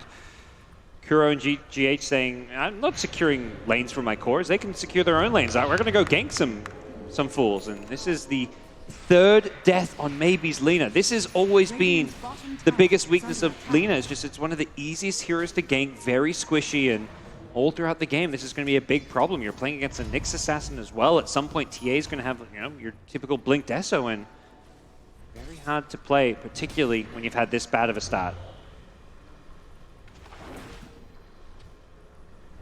Now as the 3 of them, Kuro coming up top as well, they're going to look to try and take Chalice out again. This Chalice has to be careful. Every time the creeps get pushed underneath his tower, the dive from Liquid, it's inevitable. TP support coming. And they've got rotations. And Chalice has 6. He can go for the Doom. Spike Carapace out in time, but the silence is still there. On to GH, dragged back by the Shockwave. GH still trying to give them the dozy-do, dancing around, turning around with the jukes, the stuns. GH is able to walk away from the 3 of them. FY is trying to chase. Skewers in, but GH is going to be more than fine. I think it's time to go farm mode. Ame just hitting the jungle. He's got level 3 Empower on the Magnus, and I think FY's job at this point, as much as he's done a great job making plays 2-0 and 2, his job is now just to stack camps, empower his PA. It's, after last game, it feels like a bit of a downgrade, but Chalice. He's going to throw the Doom down onto GH, but GH is able to walk this one off. It's not going to be a Doom resulting in a kill. We talked about maybe having a bad game mid. It's also Chalice's Doom who's having a rough time. But here comes Maybe with the rotation from an Invis rune. I believe it was scouted by an Observer Ward, and Liquid hugging their tower, knowing that we have a precarious position here. This is time where Miracle continues to free farm in the mid. They have to get something done with this PSG LGD. Yep. They have vision. They see GH. They need to hit the stun before the Carapace. The Carapace is out! GH! He's so quick with the counterplay. FY does get the skewer back. The RP onto the 2 of them is there. Can they find the follow-up? Maybe Light Strike array onto the 2 of them, but GH and Mind Control, they're still alive. They'll be able to stay alive amongst it all, and Liquid, they're the ones that end up getting a kill out of it. Yeah, they're playing with vision, and they're playing with an Invis Lina. You have to let the Lina stun first. Let her lead the gank, because otherwise that Carapace destroys you. I think they tried to do that, but he just didn't land it, and the Laguna Blade being Carapace, Maybe's game just going from bad to worse. Even though he doesn't die there, it's just not a good look. It really kind of shows where his state is at right now. Now Miracle has a 50% net worth lead on him. 3K on Maybe, 4.5 on Miracle. We'll see it here. He just missed the stun, and as soon as those first spells are out pretty much from X-Nova, the Spike Carapace is going to be there in response. But maybe he continues to let out his full kit against the Nyx Assassin, and it causes their demise. Good news is you're playing with an Empower PA. You can make these small misplays, but there's nothing much to having your PA farm some jungle stacks and farm lanes with Empower. That's where Ame is sitting up there, about equal net worth to Miracle's Templar Assassin. Top. GH being careful. Knows there's backup. There's the jump in. Spike Carapace there. They have the surge for GH. Another Infernal Blade down. Can he get himself out range of the Inkswell stun? He can, but it doesn't matter. Chalice burns him down with the Scorched Earth. You want Mind Control too. Chalice doesn't have any way to stop the TP though. And FY needs to just keep following the PA around a bit more to keep those Empowers going. Ame level 9. This game is going to be on him. He kind of played second fiddle last game on his Monkey King. Wasn't the star of the show, even though he made those clutch plays at the end. It was much more about FY and maybe. This game, it's all on him to carry. As maybe down to the bottom, they cleaning up the caught creep GH wave. They top. do get him. The Doom is down. No messing around. They have to kill GH at any opportunity. He may just be a support, but he's an absolute nuisance of one as well. The amount that he's done for Liquid so far in this first 12 minutes, definitely worth the Doom to take him away and just buy a little bit of a time where they haven't got to worry about this Nyx Assassin making plays. And they're keeping all the stacks going. Every time I see these minute marks coming up, somebody is stacking, often multiple people. Lina stacked the Ancients for the PA. They stacked the jungle camps near the Shrine for the PA up top.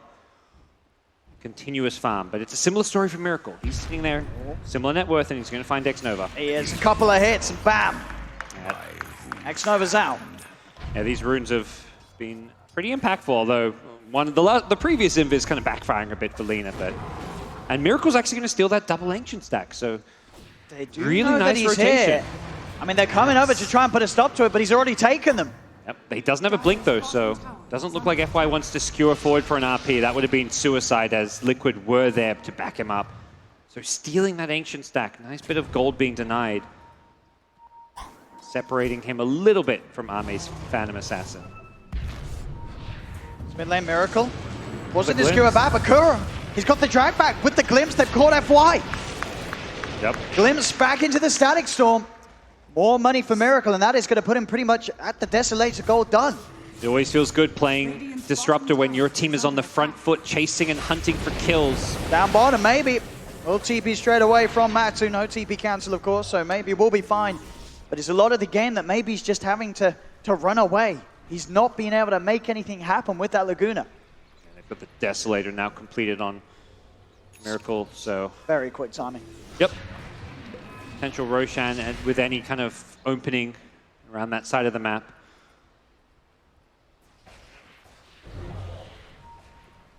That's Liquid. We'll see what objectives they do look to try and push with the Smoked under a Deso. ward though.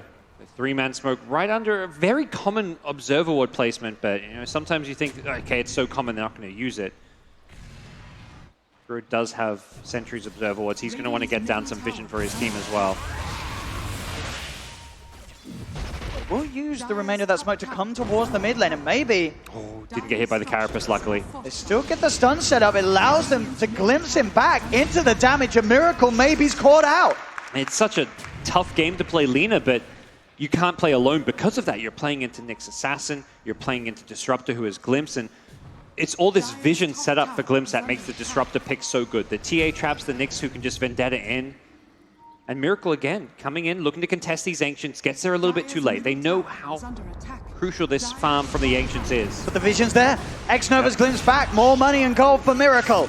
6-0-1 on his TA so far this game. Kill after kill. And Ame can't really fight at this point. He's going to be all about his BKB timing.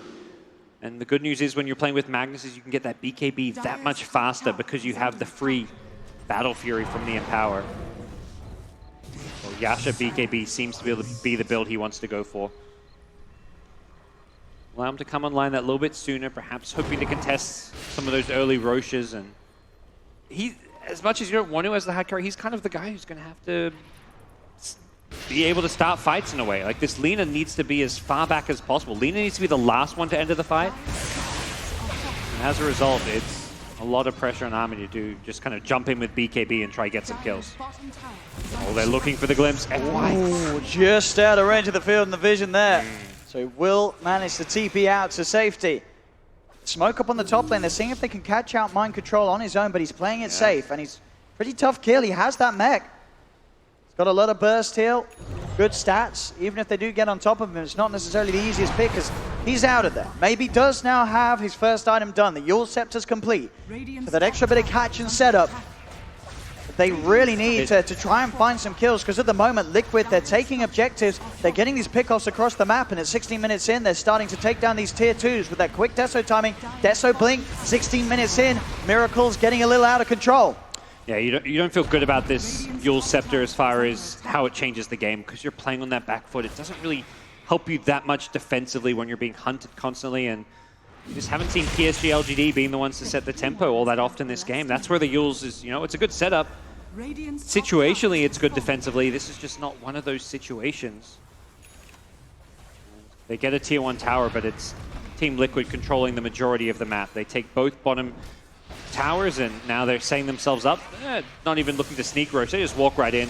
They don't really care if LGD know about this. They know, they see Ame farming the bottom lane, and they feel very safe and secure doing this. And no real business of PSG LGD to do anything around this Roche, but even if they're aware, they have to let it go. Yep. They don't have the teamfight potential. Maybe if FY had his blink, but he's not quite there. He's very close to it on the Magnus, but now Aegis on Miracle.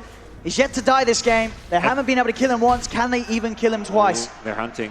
FY's blink and the PA BKB. They get the vision. Chalice dragged back into the static storm, the kinetic field. Matu's on top of it. Chalice goes straight for the TP out. Soulbind into the stun for GH. The Chalice, he's still the one being chased. Miracles killed off X-Nova. The rest of PSG LGD will be able to stay safe back in the base. But it's a different story for the towers as the tier 2 mid will fall. Liquid continuing to push their advantage as they hold this Aegis. If not for that Soulbind, they lose 2, maybe 3. The Disruptor Glimpse there. But they're going high ground here. The PA BKB, he's so close to, he's about 300 gold short. Magnus has a blink though. This tower just melting with the Desolator minus armor. Will Liquid push with the next wave? It looks like they're going to ping top. I think recognizing that, okay, everyone's respawning, they're now going to be set up to defend. Because previously when they did that damage getting the tower down to half, everybody was back healing in the fountain from that previous engagement. GH just giving all the important information that Liquid need on the whereabouts that PSG LGD head out of the base. I think he was just trying to pop that blur, but didn't quite get close enough. Here come Liquid smoked up though. They're in with the smoke. See what they can find on the back. X-Nova's the one standing between them and the rest of the team. Bam! He's gone. Uh-oh. The glimpse as well. Ame dragged back His towards them. BKB's on Korea. The Korea, it needs to get here. Can it get past Liquid? That's the question. Ame is being slowed down. Another jump down. The Courier is having to go back. This delivery's not going to get to him. He's going to look for a TP out. He blinks. Is there any TP cancel? He's out of there. Yeah. The question is, if can the rest get out as well? FY, blink out into the trees.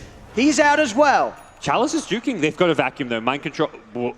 Oh my gosh. They're all getting out. A beautiful disengage from PSG LGD. They only lose X-Nova, despite Liquid getting a good deep wraparound. The rest of them, they get back home. That was impressive. I mean, the fact they all just tunnel visioned on PA to chase him down, which is the right play, but luckily Ame had the consecutive blink escapes. And because it's nighttime, they didn't have the vision. Liquid, they're still chasing. They're set up there. Only gets the one with the vacuum onto the three of them.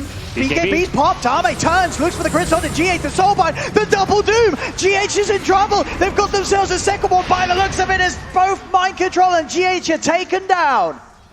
They've hit their item timings on PSG LGD.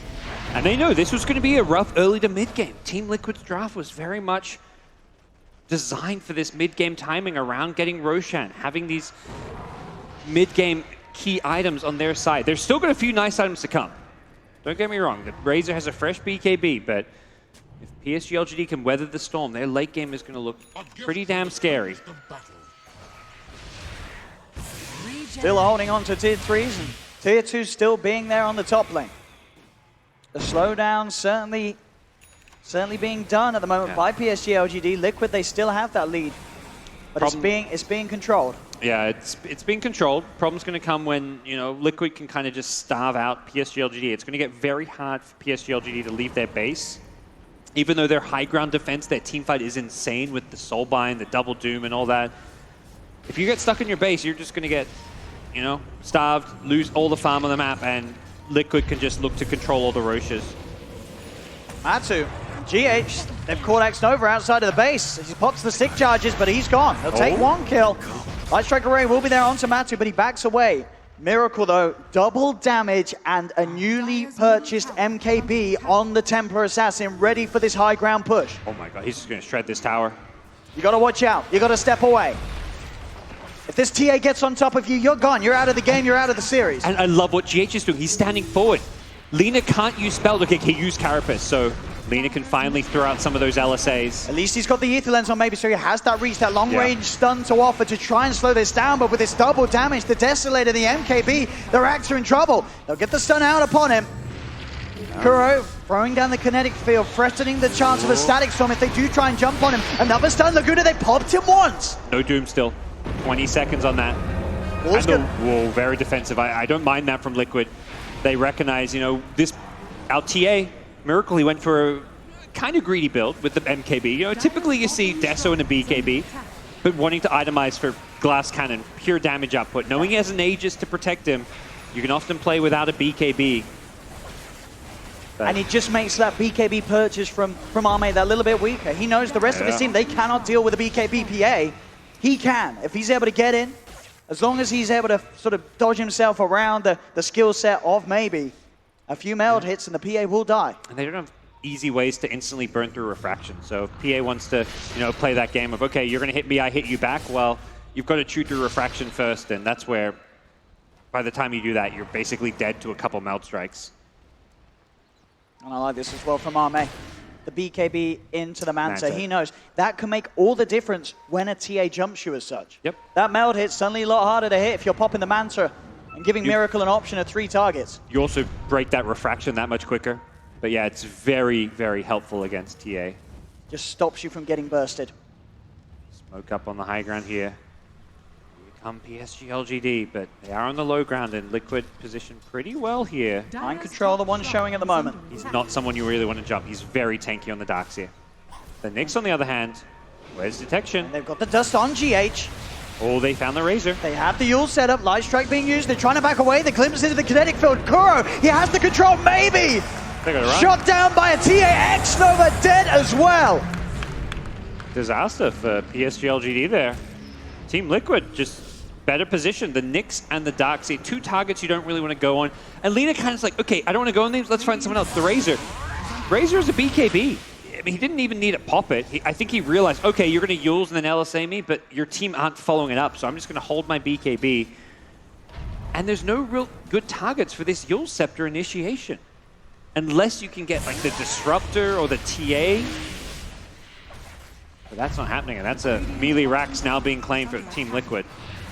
And that little 10-second window without maybe, it's enough for them to find the barracks. Liquid opening up that mid lane, 11k lead, a set of racks up, 24 minutes in. Liquid, they had to play this lineup fast, and boy, they're certainly doing that so far. Yeah. We talk about these lineups that sometimes are on a bit of a timer to win the game.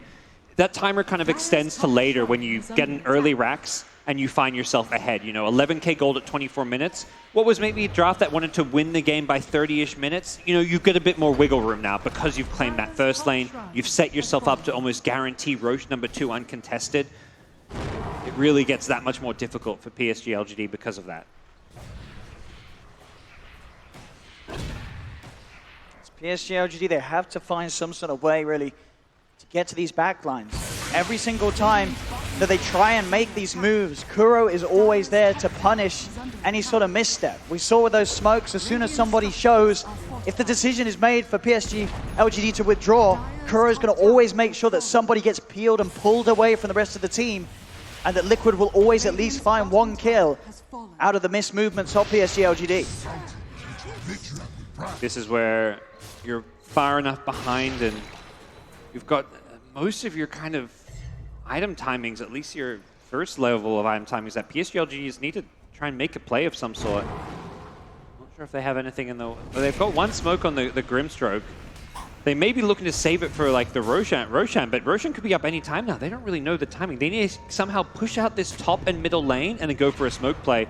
Problem is, TA Traps are so good at keeping lanes pushed into your base, so they can't really reliably push out some of these lanes, and there's so much good Team Liquid vision. This ward up top could set up something really nice. for the European squad. He's the one to show.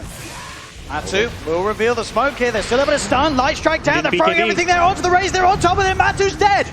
Yeah, they get the kill. That LSA stun caught him by surprise. If they can get more, FY is on top of Kuro. Again, this reach that Maybe has with the cast range. They'll get a second double kill for Ame. As PSG LGD strike back and catch Liquid off guard. This has been the new Lina build for a little while now. It used to be that Yule, Shadow Blade, let's get as much damage as possible. Now it's let's get as much cast range. So LSA kind of becomes like, you know, a fissure in a sense where you're casting this stun from fog and from out of vision, so people don't see it coming. It'll catch them by surprise. And often it means they don't get something like a BKB off. And in that case, it's Matu on his Razor getting punished. But they don't really instantly translate anything. They buy themselves some time. They, you know, continually allow themselves to get a bit more farm, which is really all PSG LGD can hope for at this point. GH starting the fight off. Miracle, he's finishing the fight. Beyond godlike 11-0-2. Putting him back in the mid, giving him his TA. Miracle showing off right now in this game 3. It was 19-0 in game 1 and yet to die here on TA. Fantastic series from him, and I mean both these teams as a whole. This has been absolutely fantastic Dota. The level of play you'd expect out of a major, and here we go. Ame, Desolator purchased. His physical damage, he really wants that level 18 for that 450% crit damage on the coup de grace. And FY constantly on the lookout for those overextensions, ready to make that Blink RP play. It's so hard though with Spike Carapace in the mix. In a lot of ways, the Liquid can take team fights. They've got to be wary. They see the backlines. They've got an Observer Ward here. Liquid could look to jump, but they're looking to finish off Roshan first. The vision is so good for Liquid. It really is. They smoke up. It's going to get dispelled straight away. They want to get towards the pit. GH, he's been dusted. Chalice is trying to walk past. Chalice, BKB pop. He's into the pit. He's going to try and stop this. Can he save the steal? Miracle still gets the Aegis. They get the final touch, but Miracle has picked up the Aegis. The Soulbind and Doom are out. RP from FY. It's out of Doom with a vacuum. The static soul. Light Strike Array is there from Maybe. Maybe has the control. They've killed off GH. They burst through the Aegis. Ame in with the BKB. He has lost his damage. Ame's got to back off. He'll jump back over to X-Nova, immediately TP's out of the engagement. Mind control on the hunt. Can he cancel it? The vision is there for the glimpse. Kuro drags back Maybe. Matu has such a good understanding. He knows his role every fight. Static link PA, nothing else matters. Steal as much damage as you can. Even if you die for it, he stays alive. It looked like that RP. FY again, he strikes with these big teamfight ultimates. It wasn't enough. They couldn't quite kill everyone during the RP. It's that team fight the Liquid have as well. This vacuum static storm combo from Mind Control and Kuroki. Ever so hard to fight into. They get the crit, Matu. Ooh, that the jump in, Ame wants to go. Another vacuum though, they're stuck in the kinetic field. They're trapped. Ame, he's stuck. Matu's on top. Jump over to the side to Maybe. He'll back away. But now, Chalice dead for 45 with no buyback. Oh, he's in. Miracle. He melts down another. Both X-Nova and Chalice are not going to be here for this top lane defense. It's so hard to defend against Nyx. You throw a Shockwave, you throw a Dragon Slave, there's a chance it gets Carapace and you just die. Every single time these PSG LGD high ground defenders are throwing spells, GH is looking for those stuns. And there we have it, a second full set of racks taken down by Liquid. Even the daggers. He's getting those Carapaces off and just making life so damn incredibly difficult. And 2 lanes of racks down. No Aegis, at least, in their hands. If somehow they'd managed to snatch that Aegis, it could have been such a different fight. That would have been so close. I mean, they got the kill on the Roche, but yeah, that, of course, is not really a great factor when you're still so far behind in gold. Doom was like, he ran and bypassed everyone, just praying that he could have the fast fingers to beat Miracle to the Aegis, and just couldn't quite manage it. A Miracle just a few hundred gold off that Daedalus. If he didn't hit hard enough already, he certainly will now.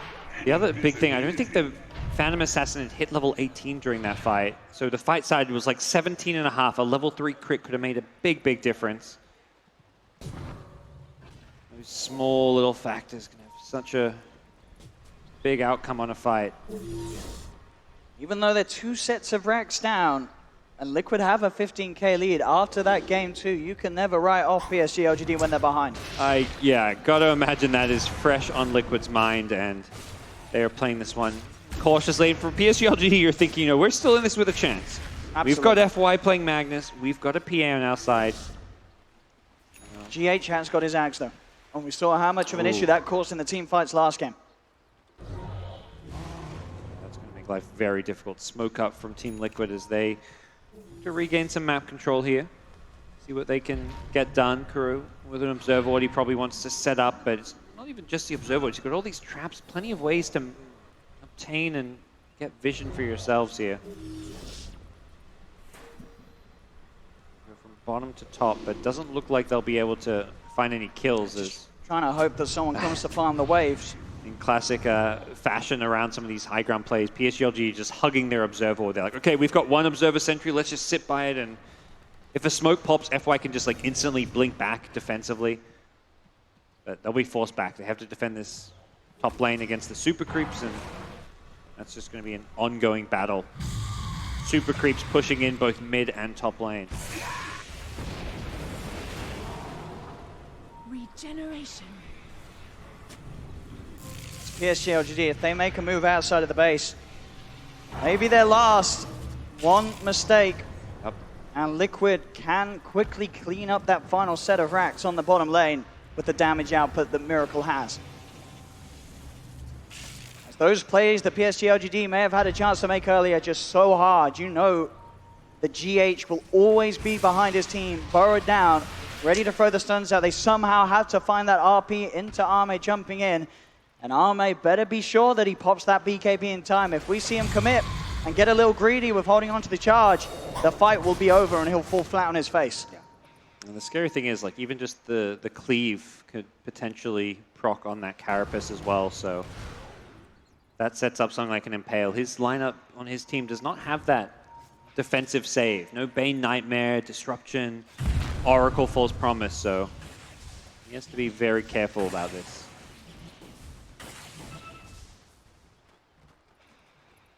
PSG LGD playing it ever so patient. For Team Liquid, they may just be like, well, if they're not going to come out of their base, that means we're out farming them. We're accelerating their, they're kind of flatlining. They're not growing much with their item progression. In fact, PSG LGD kind of are, just because they were so close to a few items like this Ag Scepter on Lina, so the breathing room does allow them to finish their next item or two. Even this Satanic on PA, very close to completion. But in reality, I think Team Liquid know their safest bet is just to wait for somebody to misstep out of the PSG LGD base. And if that doesn't happen, you just go for that Roshan, which is Rosh number 3. So Refresher Shard does come into play soon. It's just so hard for this PA to get those kills in fights. If you don't burst someone immediately, the second you show yourself in a fight, Matu is running at you with that static link. And there is no real easy, reliable way to break it. You can try and find somebody to blink Phantom Strike Escape to on your team, but by the time you've probably done that, you've already lost a good chunk of your damage.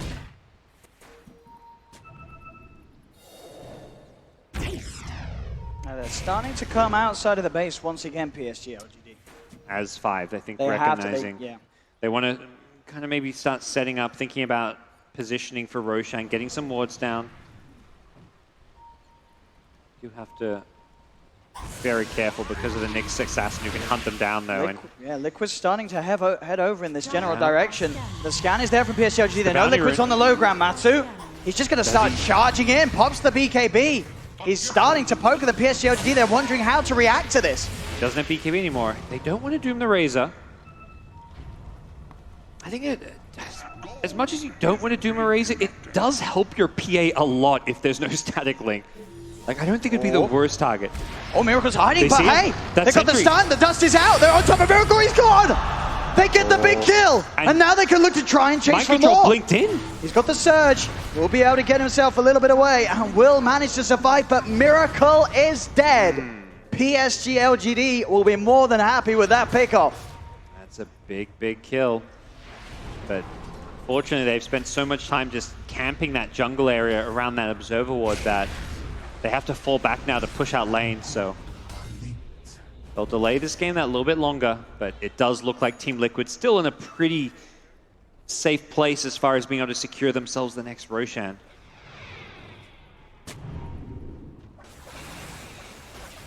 Matsu, very close to having the Aghanims. That extra bit of damage output and a potential to siege the base. Close the game up when they get a chance to do so. But the big items is being queued up. Refresher is going to be next for Maybe, and for Mr. Ame, he wants his rapier. Yes, that is... You know, I think he's right on this one. He just needs to go big. It's so scary because, like, Carapace everything. He's just got to make sure that he kills people during that BKB. If he pops the BKB, gets in, doesn't get static link, there really isn't a lot that Liquid can do, apart from TA punching into it. But other than that, with a rapier, he will kill those heroes during that BKB. Yeah, and we've panel talked so much about the Liquid draft and how it doesn't want to go super late game. We're kind of about to reach that point, but when you're up 4 racks, 16k gold, you don't mind you're dropping the one that wasn't 100% designed to go late game, because they still have enough damage, enough options as far as dealing with this Phantom Assassin. But plenty of plays that can still be made. PSG LGD get the Shadow Blade now on the Magnus as well, so secondary tool for him as far as initiation goes, and that invis may be something they're not quite prepared for. They instantly smoke with this Shadow Blade, and Team Liquid, you know, they've got sentries lit around the map, but that's much more for the warding game. If they don't see this Shadow Blade coming, they could be in for a surprise. GH is positioning again, hanging in the pit. Chalice will throw the dust out. GH, he'll burrow up, but they're in. On top of him, they have the detection. There is backup, but GH, he's gone. They kill him off. Matsu pots the BKB, has the static link down onto Ame. Ame able to break it though, jumping away. The BKB to shoot away off the double doom. They get it off. The soul by the combo. Ame, he's back in. He's got the crit. Matsu and Tia, they're gone. Ame, triple kill. Liquid, they've got to get out, or maybe they get back in. They're buying back on both Matsu and Miracle. Yeah, I think it's time to back off. You still have RP though. That's the big one here, and this Shadow Blade could still cause some problems. Their sentry ward around that Roshan pit is on the very defensive part of the map. Problem is, the lanes, they have to be shoved out if you're PSG LGD. And Team Liquid, they see this, they know this, they're looking to punish it. They've got to get the Roche. They bought back for this one. They have to respect this Mag RP though, as well as the cast rage of the Lina, who has a Gem of True Sight, making this very tricky for Team Liquid. FY. The moment to shine once again. If he can get one of these 2 cores that have bought back. But it's so hard. They know there's a reason why Liquid came straight in with those buybacks. They're feeling confident. They still have that big lead. As you say, with the base and the situation as it is, it's very hard for PSG LGD to get themselves with the waves in a position that allows them to fight out on the map. This is the frustration of playing against Templar Assassin, is that she keeps all those lanes pushed in with really zero risk to her own life. The traps just clearing waves. And they've got it. Roshan, Aegis, Cheese, Refresher Shard. It's all going the way of Liquid. X-Nova, they've found him. The glimpse back. They've got him back into the damage required. Miracle pots the BKB. The Laguna's out. Miracle's dead. They've killed him off once. They burn out the Aegis. Can they do it again? They're backing off. Chalice with the BKB on the retreat. A dagger thrown out from Ame to slow much of a man down. Chalice, he's giving his over. FY, the 3-man RP, the light strike array, but the vacuum, the wall, the Greaves, they've got the heals, they've got the sustain. Liquid turn it around. As Liquid will take the team fight despite FY's best efforts. Mind control with the Refresher Shot. He was ready for it. He counterplayed the RP. It looked like Chalice had set them up to win that fight. He grouped them all around him by running in, setting up the RP of FY's dreams. And now they can do it down bottom. FY was countered by Mind Control. The vacuum, the PA blinked in and was instantly vacuumed away. I don't even know if PA got like a single right click off because of that vacuum. Such a clutch play from the Darkseer. And with Mega Creeps out for Liquid, and a maybe dead for 55 seconds, Liquid will now look to close up this game 3. They'll have FY back up, but no RP. Doom is available. They have the Soulbind. They need a double Doom if they wish to hold this one off. They've got to go now. They're going to try. Ame jumps in straight away. Chalice in on top of Matuma Man, and daggers out, but GH, he's stunning them up on the back lines. They do manage to push Liquid away a little bit. They're keeping their Ancient alive. GH still burned up. There's the Soulbind, the double dagger, the jump in. Arme's committing. The Static Soul's down. The Chalice, he's stunned up, he's controlled. The BKB's popped by the PA. He's trying to get away. Liquid, they'll focus X-Nova. They'll focus the Ancient. FY gets the skewer back on the GH into the fountain, but he's got a Go Scepter. He can't get it. The Ancient will fall. Liquid, they're doing it. They've done it. Game 3 goes to Team Liquid, as they will take the series and move on to the final day here at the Major. LGD, they played to their best this series, but it just wasn't good enough. As Liquid back on top, they'll move on, and it's the end of the road here for PSG LGD. There was a little something extra in those hugs at the end of this game. You can see Team Liquid, they had to battle for this one. It's been like a 15-hour day for them. They played game 1 so long ago. It feels like it was days ago. And here they are, 2 best of 3s. They've survived to make it into the top 3 of the MDL Disney Major. But what a series, what a showing from both sides. We've had some of the highest caliber Dota shown today ever. But to end it off, Liquid coming out on top. Miracle doing it once again in this game 3 is game 1 Morphling looking pretty flawless, and here in game 3 the TA pick putting him back in mid. He hit those timings, they played to their best, and just the team as a whole, they may have looked shaky early on, but Liquid is back. Liquid, these guys, you know, TI champions for a reason. They fought through a lot of adversity this season. Didn't make it to the first major, second major had a stand in. Last one got bottom 4, but they're back on top, or at least very close to the top. They're in the top 3. They've got a tough day ahead of them tomorrow, but man, they're going to feel so good about themselves right now. They absolutely have to. Liquid, we will see them again tomorrow on the final day of this major here at Paris. But ladies and gentlemen, it's been a beautiful day, some beautiful games. The crowd, you've been beautiful. Twitch chat, you've been okay. That's it from me and Gods. We'll pass you back to the panel. Yeah, thank you very much, Jody Pixel and Gods. And indeed, with that series, Team Liquid has also not just top 3 here at this major, but also guaranteed themselves a slot at the International 2019. So definitely a lot to be happy for and cheering for, and that third game delivered as well. Some awesome moments, some great team fights, some wombo combos as we like to see them. Here still with Cow and Fogged, and we're gonna try to break that game down a little bit. I think we covered a lot of it after the draft. This was maybe a little bit more straightforward compared to the second game, but it still was a very exciting game, Fogged. Yeah, they set up the last pick TA. They got the excellent matchup versus the Lina. However, the Lina was actually doing great in that lane. I think when I first looked at it around like that 3-minute mark or 4-minute, it was 19-9 on the Lina and I think 13-5 on the TA or so. Can't remember exact numbers. But a quick rotation from Kuroki. They actually kill the Lina and they set maybe back so far in this game. Miracle also makes some very aggressive plays, getting good rune control from his team. They were checking the runes constantly in that early game. He gets an Invis rune. I can't remember what the other rune is, but he's able to find like these quick pickoffs on these supports, ends up stealing an Ancient stack as well. This TA ended up snowballing out of control in this game. And to your point, the problem with Lina versus TA is that even if you do great for the first couple of levels, minutes, doesn't matter. If you die once, if you get set back once, you can never return to the lane against TA. It's similar to like Viper, the old Viper versus Quap, where you could lane well, but the moment Viper got a bit ahead, you were just screwed. You can't actually enter the lane anymore, and it shut his game down. I also love the itemization from Miracle. We saw TA lose earlier. There was a Hurricane Pike picked up third item. Miracle recognizes, look, I need to be an assassin the entire game. Goes for straight raw damage, Blink Deso, MKB, BKB, Daedalus. If he could get a couple of clicks off, the enemies are going to die. And it doesn't matter how farmed Ame gets. Also, a bit strange. The Yasha first, we were talking about this. No Vlads picked up until Chalice got it. It was curious to me, but... Yeah, I've seen Ame do it a couple times. He likes to get the Yasha a lot of times when he has any power. Yeah. I'm not too sure of it. It's just he likes to build up into it. Sometimes he doesn't even... I've seen him not go the Manta a few times, so he just has the Yasha.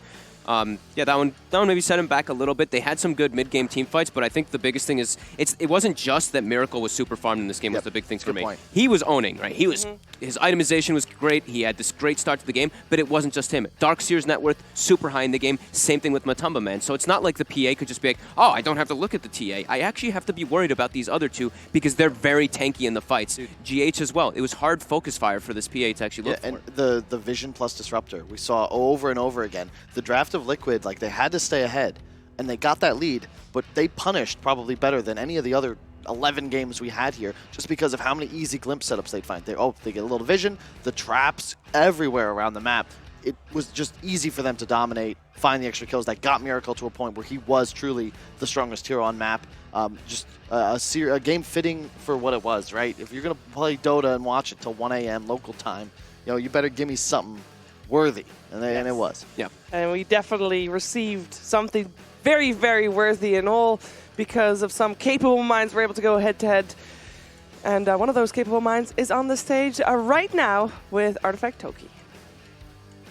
Hello, Helen here with Kuroki. Congratulations on securing yourself a rematch with EG tomorrow. That was an incredible series, but Game 2 was really rough with that comeback. And I know you're an amazing captain. What did you do, or what did you say to the team to motivate them after Game 2? Pretty much told them to just forget about the game and focus on the next game. That's it. 第二盘被翻盘了之后，我问了一下，作为一个队长，他跟队伍说了什么鼓励的话？他说，他跟队伍说，就把上一场忘了吧，重新开始。Ame earlier said that Liquid is playing much better in the playoffs than group stage. Do you agree? Let me think. Maybe from lower bracket, yeah. What adjustments do you feel like you guys made throughout the tournament?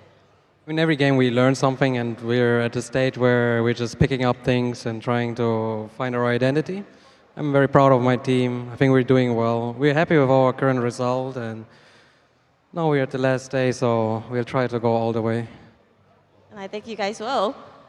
阿妹上一个采访说，就是 Liquid， 他觉得 Liquid 打小组赛打得没有正赛那么好，然后我问了他一下同不同意，然后他说 Liquid 每一场比赛都在学习，然后他们对于现在所有的成绩都非常非常的自豪，然后他们也希望能走到最后。Thank you so much, Kuro, and I know it's been a long day for you, so get some good rest tonight, and we'll see you back here tomorrow. Yeah, thank you very much. 现在把时间交回分析台 ，back to the panel. It has indeed been a long day, especially for Team Liquid, who started the day off against OG here in Disney's Events Arena. But for us, I mean, it was worth all the Dota2. We got to see some of the highest level Dota2 I think we've seen in such a long time, guys. This was the best day of Dota we've had, possibly ever. But in one day, packed. I think maybe the grand finals weekend of TI8 could compete. But today we had 12 games of Dota. Yeah. And there were really not a weak link in the teams we saw. Like this was truly the 6 best teams in Dota. It felt like going head to head. And we saw, I mean, even like some of these games, it's just a flat number sometimes. Like, yeah, they won the game. Yeah. But we just saw in that game too, winning a game is not just a straight up thing at all. You can be 26,000 gold behind, somehow bring it back. I think I saw that happen so many times today. Same thing in the series before that, right? We just saw EG Secret. The games could have gone either way so many different times, and yeah, it was spectacular. It's a game of inches and seconds nowadays. There isn't much of a difference between the teams anymore. Nope. And we check out this, yeah. Look at that. NIP we got and Liquid. another one joining the fray. 3 European teams already securing their spot for TI. OG likely to join them. Mm-hmm. Yep, all the points that, of course, the top 8 take away right now are all points that will help Keen, OG, TNC, and J Storm qualify for TI, because that will just lower the threshold of points needed to make it to TI, which I believe at the moment is already something like 2K. And I think it dropped a little bit lower with, well, it might drop lower tomorrow as well. Yeah, especially with like Secret and EG also making it all the way through, right? So, yeah. It's tough. It's an exhausting day, I'll be honest. I feel like everybody, including us, is just like, yeah, it's worth it, right? Mm-hmm. But you know, when it ends and the emotions come back down, you're just like, all right, well, what do we? I gotta drink some water, go to sleep. Got a mind reset. Like completely need to Yeah. reset in order to go to bed. I mean, not just us, the players as well. They're gonna be fresh again tomorrow. We are starting a little later tomorrow for the lower bracket finals with Liquid versus EG, which will be exciting as well. Liquid, EG, Secret at the top. Yeah, a rematch of the 3rd, 4th place decider, TI8, where I believe EG won 2-0, wasn't it? Or was it 2-1? Either way, EG won. And we've talked about how maybe Secret and VP are the EG Kryptonite, but they've had Liquid's number a little bit, although I don't think it was this Liquid. Like, we talked about Miracle. We Mind Control, special shout out. Like, that series was insane. Even the game they lost playing Tidehunter. Yeah. He was perfect. And he's playing this Darkseer. Like, save, you watch him play, like, just the positioning is perfect. That Vac, the end of the game there, one? I actually think that might save them the game, because if Ame gets a crit off, TA just dies, no buyback. Yeah. Who knows what the hell happens after that? Like, just phenomenal Dota, and really just a treat to watch. This is why we do it, right? This is why we're here. Yep.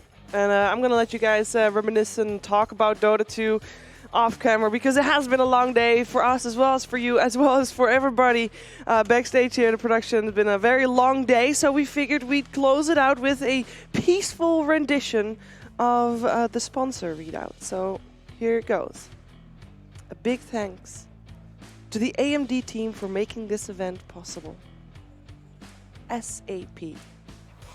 And just like the pros on the MDL Disneyland Paris major stage today, the best way to stay comfortable throughout the most intense matches is with award-winning Secret Lab gaming seats. Enjoy fully customizable support for the most incredible sitting experience today. And thanks also to AOC for supporting us. AOC is developed for awesomeness. And the audio is brought to you by Sennheiser Gaming, engineering professional audio equipment for gamers worldwide. And last but not least, MDL Disneyland Paris Major is brought to you in part by HyperX. HyperX, because whatever you play, however you play, we're all gamers. And that's it. Close the book of the day. Oh, sure, Kyle. Well, I was just going to say, have you ever counted shoulders? Counted shoulders? Yeah. He's going to put his arm on 1, me. 2, 3, 4. I already saw it coming. Thank you. No, I've never seen that. That is the worst move I've seen. But I'm sure it will work for you. Yeah. You can't top that. Can't top that, definitely. Get us out of here, Sheev. All right. Thank you for tuning in. We'll see you again tomorrow for more Dota 2 here at the MDL Disneyland Paris Major.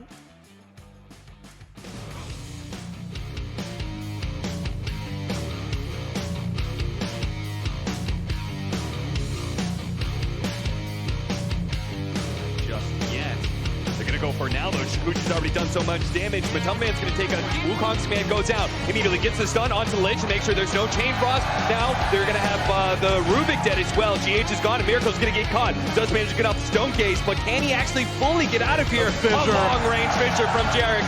That'll cancel the TP from Miracle. Matumman trying to go for the kill on his Zeb here. Zeb drops a little bit low, but Matumman can't commit. Now the Slam slams him down. Can't commit. Now the Slam slams him again. Jarek's finding his time, finding the opening. They've got him dead. Miracle's dead for 100 seconds. And that's got to be it. OG can run down heroes if they want, but Injectives, the base is all there. Look at this on a troll. He wants to establish Liquid need to get out of this game right now. He dives the fountain, forces the GG call from Team Liquid. OG. And you see the... They need another nuke from the Oracle to secure that first blood. Mind Control is also going to drop low here. The board's keeping him slowed down. Jarek's is going to help him get Laguna Blade, trying to finish him off. The Ember Spirit commits with the EKB activated. Now the Ravage goes down as the Ember Spirit jumps in. He calls it, and we are going to a game 3 for European supremacy between Team Liquid.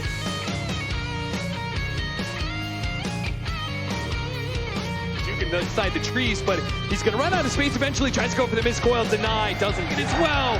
OG, the Echo Slam comes in, really only takes a little bit. Nice vacuum in with the shell as well. That's going to be problematic. 7, they managed to get off the Primal Split. Maybe they can still turn this one as Thompson runs back into his shrine, actually sees an opportunity to be able to finish off this storm, but no, he doesn't get the ensnare. Miracle's trying to get away right now. They need to be able to lock him down, but the Euphonic Shield's going to be able to force some opportunities. They're going to turn onto the troll as best as possible. What a vacuum Stutter! Oh my god, OG! They just get wiped out here. Great Fisher Echo Slam that's going to be able to set them. Yet again, and GH. And pretty dominant game 1.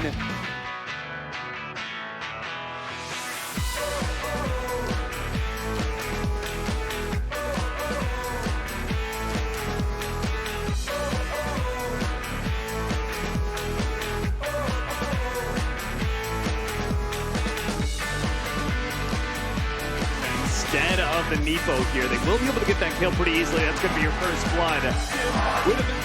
Meanwhile, Fada, there's going to be the jump forward. They do immediately find the Ember Spear and burst him down. The Ace is going to be able to follow that one up, though, and he's got Alme dead. He will be able to get the short tier. Well, both of them just died, and there's no buyback of the short tier. Chalice is trying to stop Ace. Now another Yule Scepter, and Ace is just focusing on the throne. Storm's going to come up with an answer. This game's done. There's going to be a Bro Strike in, slowing down these heroes. Fiend's Grip on the side as well. The BKB activated. There's a Refresher Shard coming out for 33, but they're just going to take the throne. Ninjas of a Refresher Shard coming out for 33, but they're from there.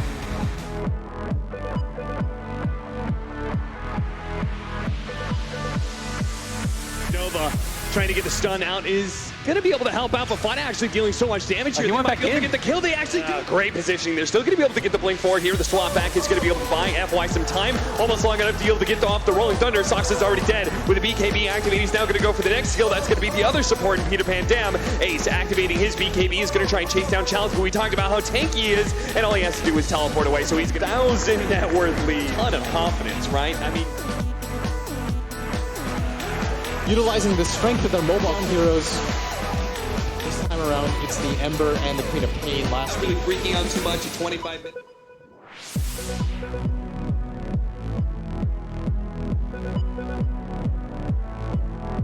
Making sure that the Meepos aren't in position to fight. Bottom lane, Crit. It's getting right click down by Puppey with that heavy right click, and it's enough. This Shaman trying to go for this, but at the same time, Secret, they're collapsing onto Arteezy. The Doom was laid down onto Nisha, but he still has that reincarnate. He's going to have that second life. Mid-one jumps in. Shackles are there as well. Samel's trapped. He's dead and gone. Secret, they'll look towards Crit. Controls there from mid-one with the root. Crit's dead as well. Triple kill for the Meepo. There's the buyback for Samel, but he's surely going to die yet again. He has a run in the tree. Mid-one, eyes onto Fly. He's moving in on the Oracle. The E-Blade's out upon him. Fly's trying his best to run. Shackles down to Samel. It's a dieback. It's a rampage. It's mid-one. He absolutely slaughtered. They threw the draft.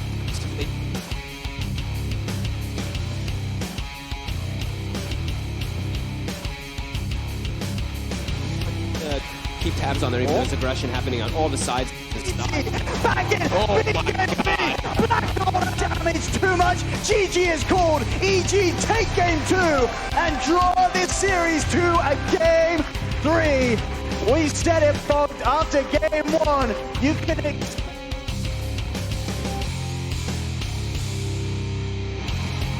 Mid-one having to run. They've got the slow from the open wounds. Mid-one in a lot of trouble. Puppey's trying to block him off. Miscard will not be enough to heal it.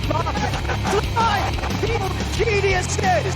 Samel on the high ground with the BKB tries to look at that, but size out of there. Samel, he's trapped in the Wukong Saman. Has the win, but it doesn't matter. Samel's dead. 90 seconds, no buyback. Crit jumped on by Nisha. They'll turn towards Arteezy. Arteezy trying to finish up side. They have the sentries too. You can see him through the side. Kept alive. The miscoil, the Euphonic Shield. Puppey keeping Zai safe. On the back, Nisha jumps in again. Mid-one, double kill for him. They'll get themselves a 4.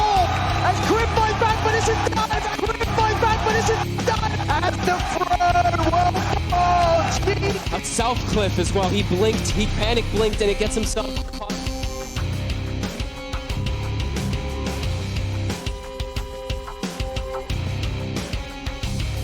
They're trapped here. Empire and Chalice, can they get out? They can't. Miracle claims first blood. They'll also look at the Infernal Blades. Ready. They're looking for a target. Army's in onto Kuro. There's the E-Blade. They're keeping Kuro alive. Kuro's still alive. Get the jump to down GH. He goes in, but there's the Doom. Down onto maybe he's in trouble, but they've killed off GH. They've killed off Kuro. They will Zipping with a wave for BKB pop. Miracle wants to turn this around. Enrage is there from Arme. Buyback from X-Nova. GH, Fisher, Blink, Snap. They've got the kill onto Chalice. They've taken Arme out of the game. Chalice, they've taken Arme. EG is called, and Liquid will take game 1 of this best of 3.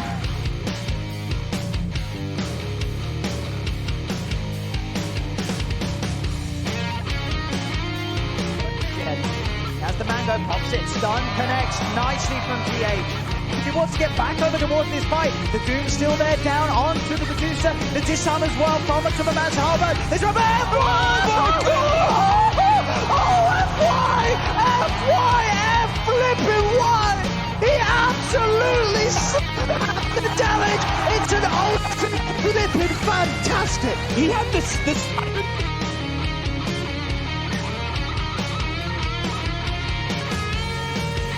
core hero. Top lane. X-Nova, the Thunderstrike damage adding just from Miracle has picked up the Aegis, the Soulbind and Doom are out, RP from FY, it's out of Doom with a vacuum, the Static Soul, Light Strike array is there for Maybe has the control, they've killed off GH, they burst through the Aegis, Arme, it was a big MB, he has lost his damage!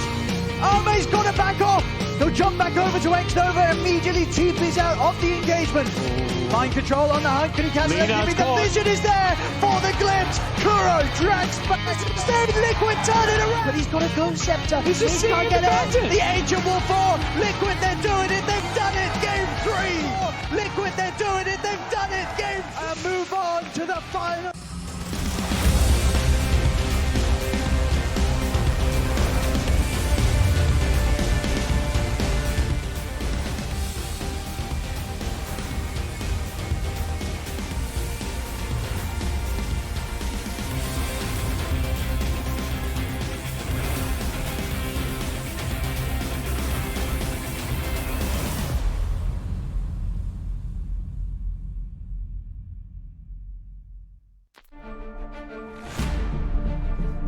Observing something where I felt like I would actually push the whole crowd forwards. I could give people something that they would enjoy.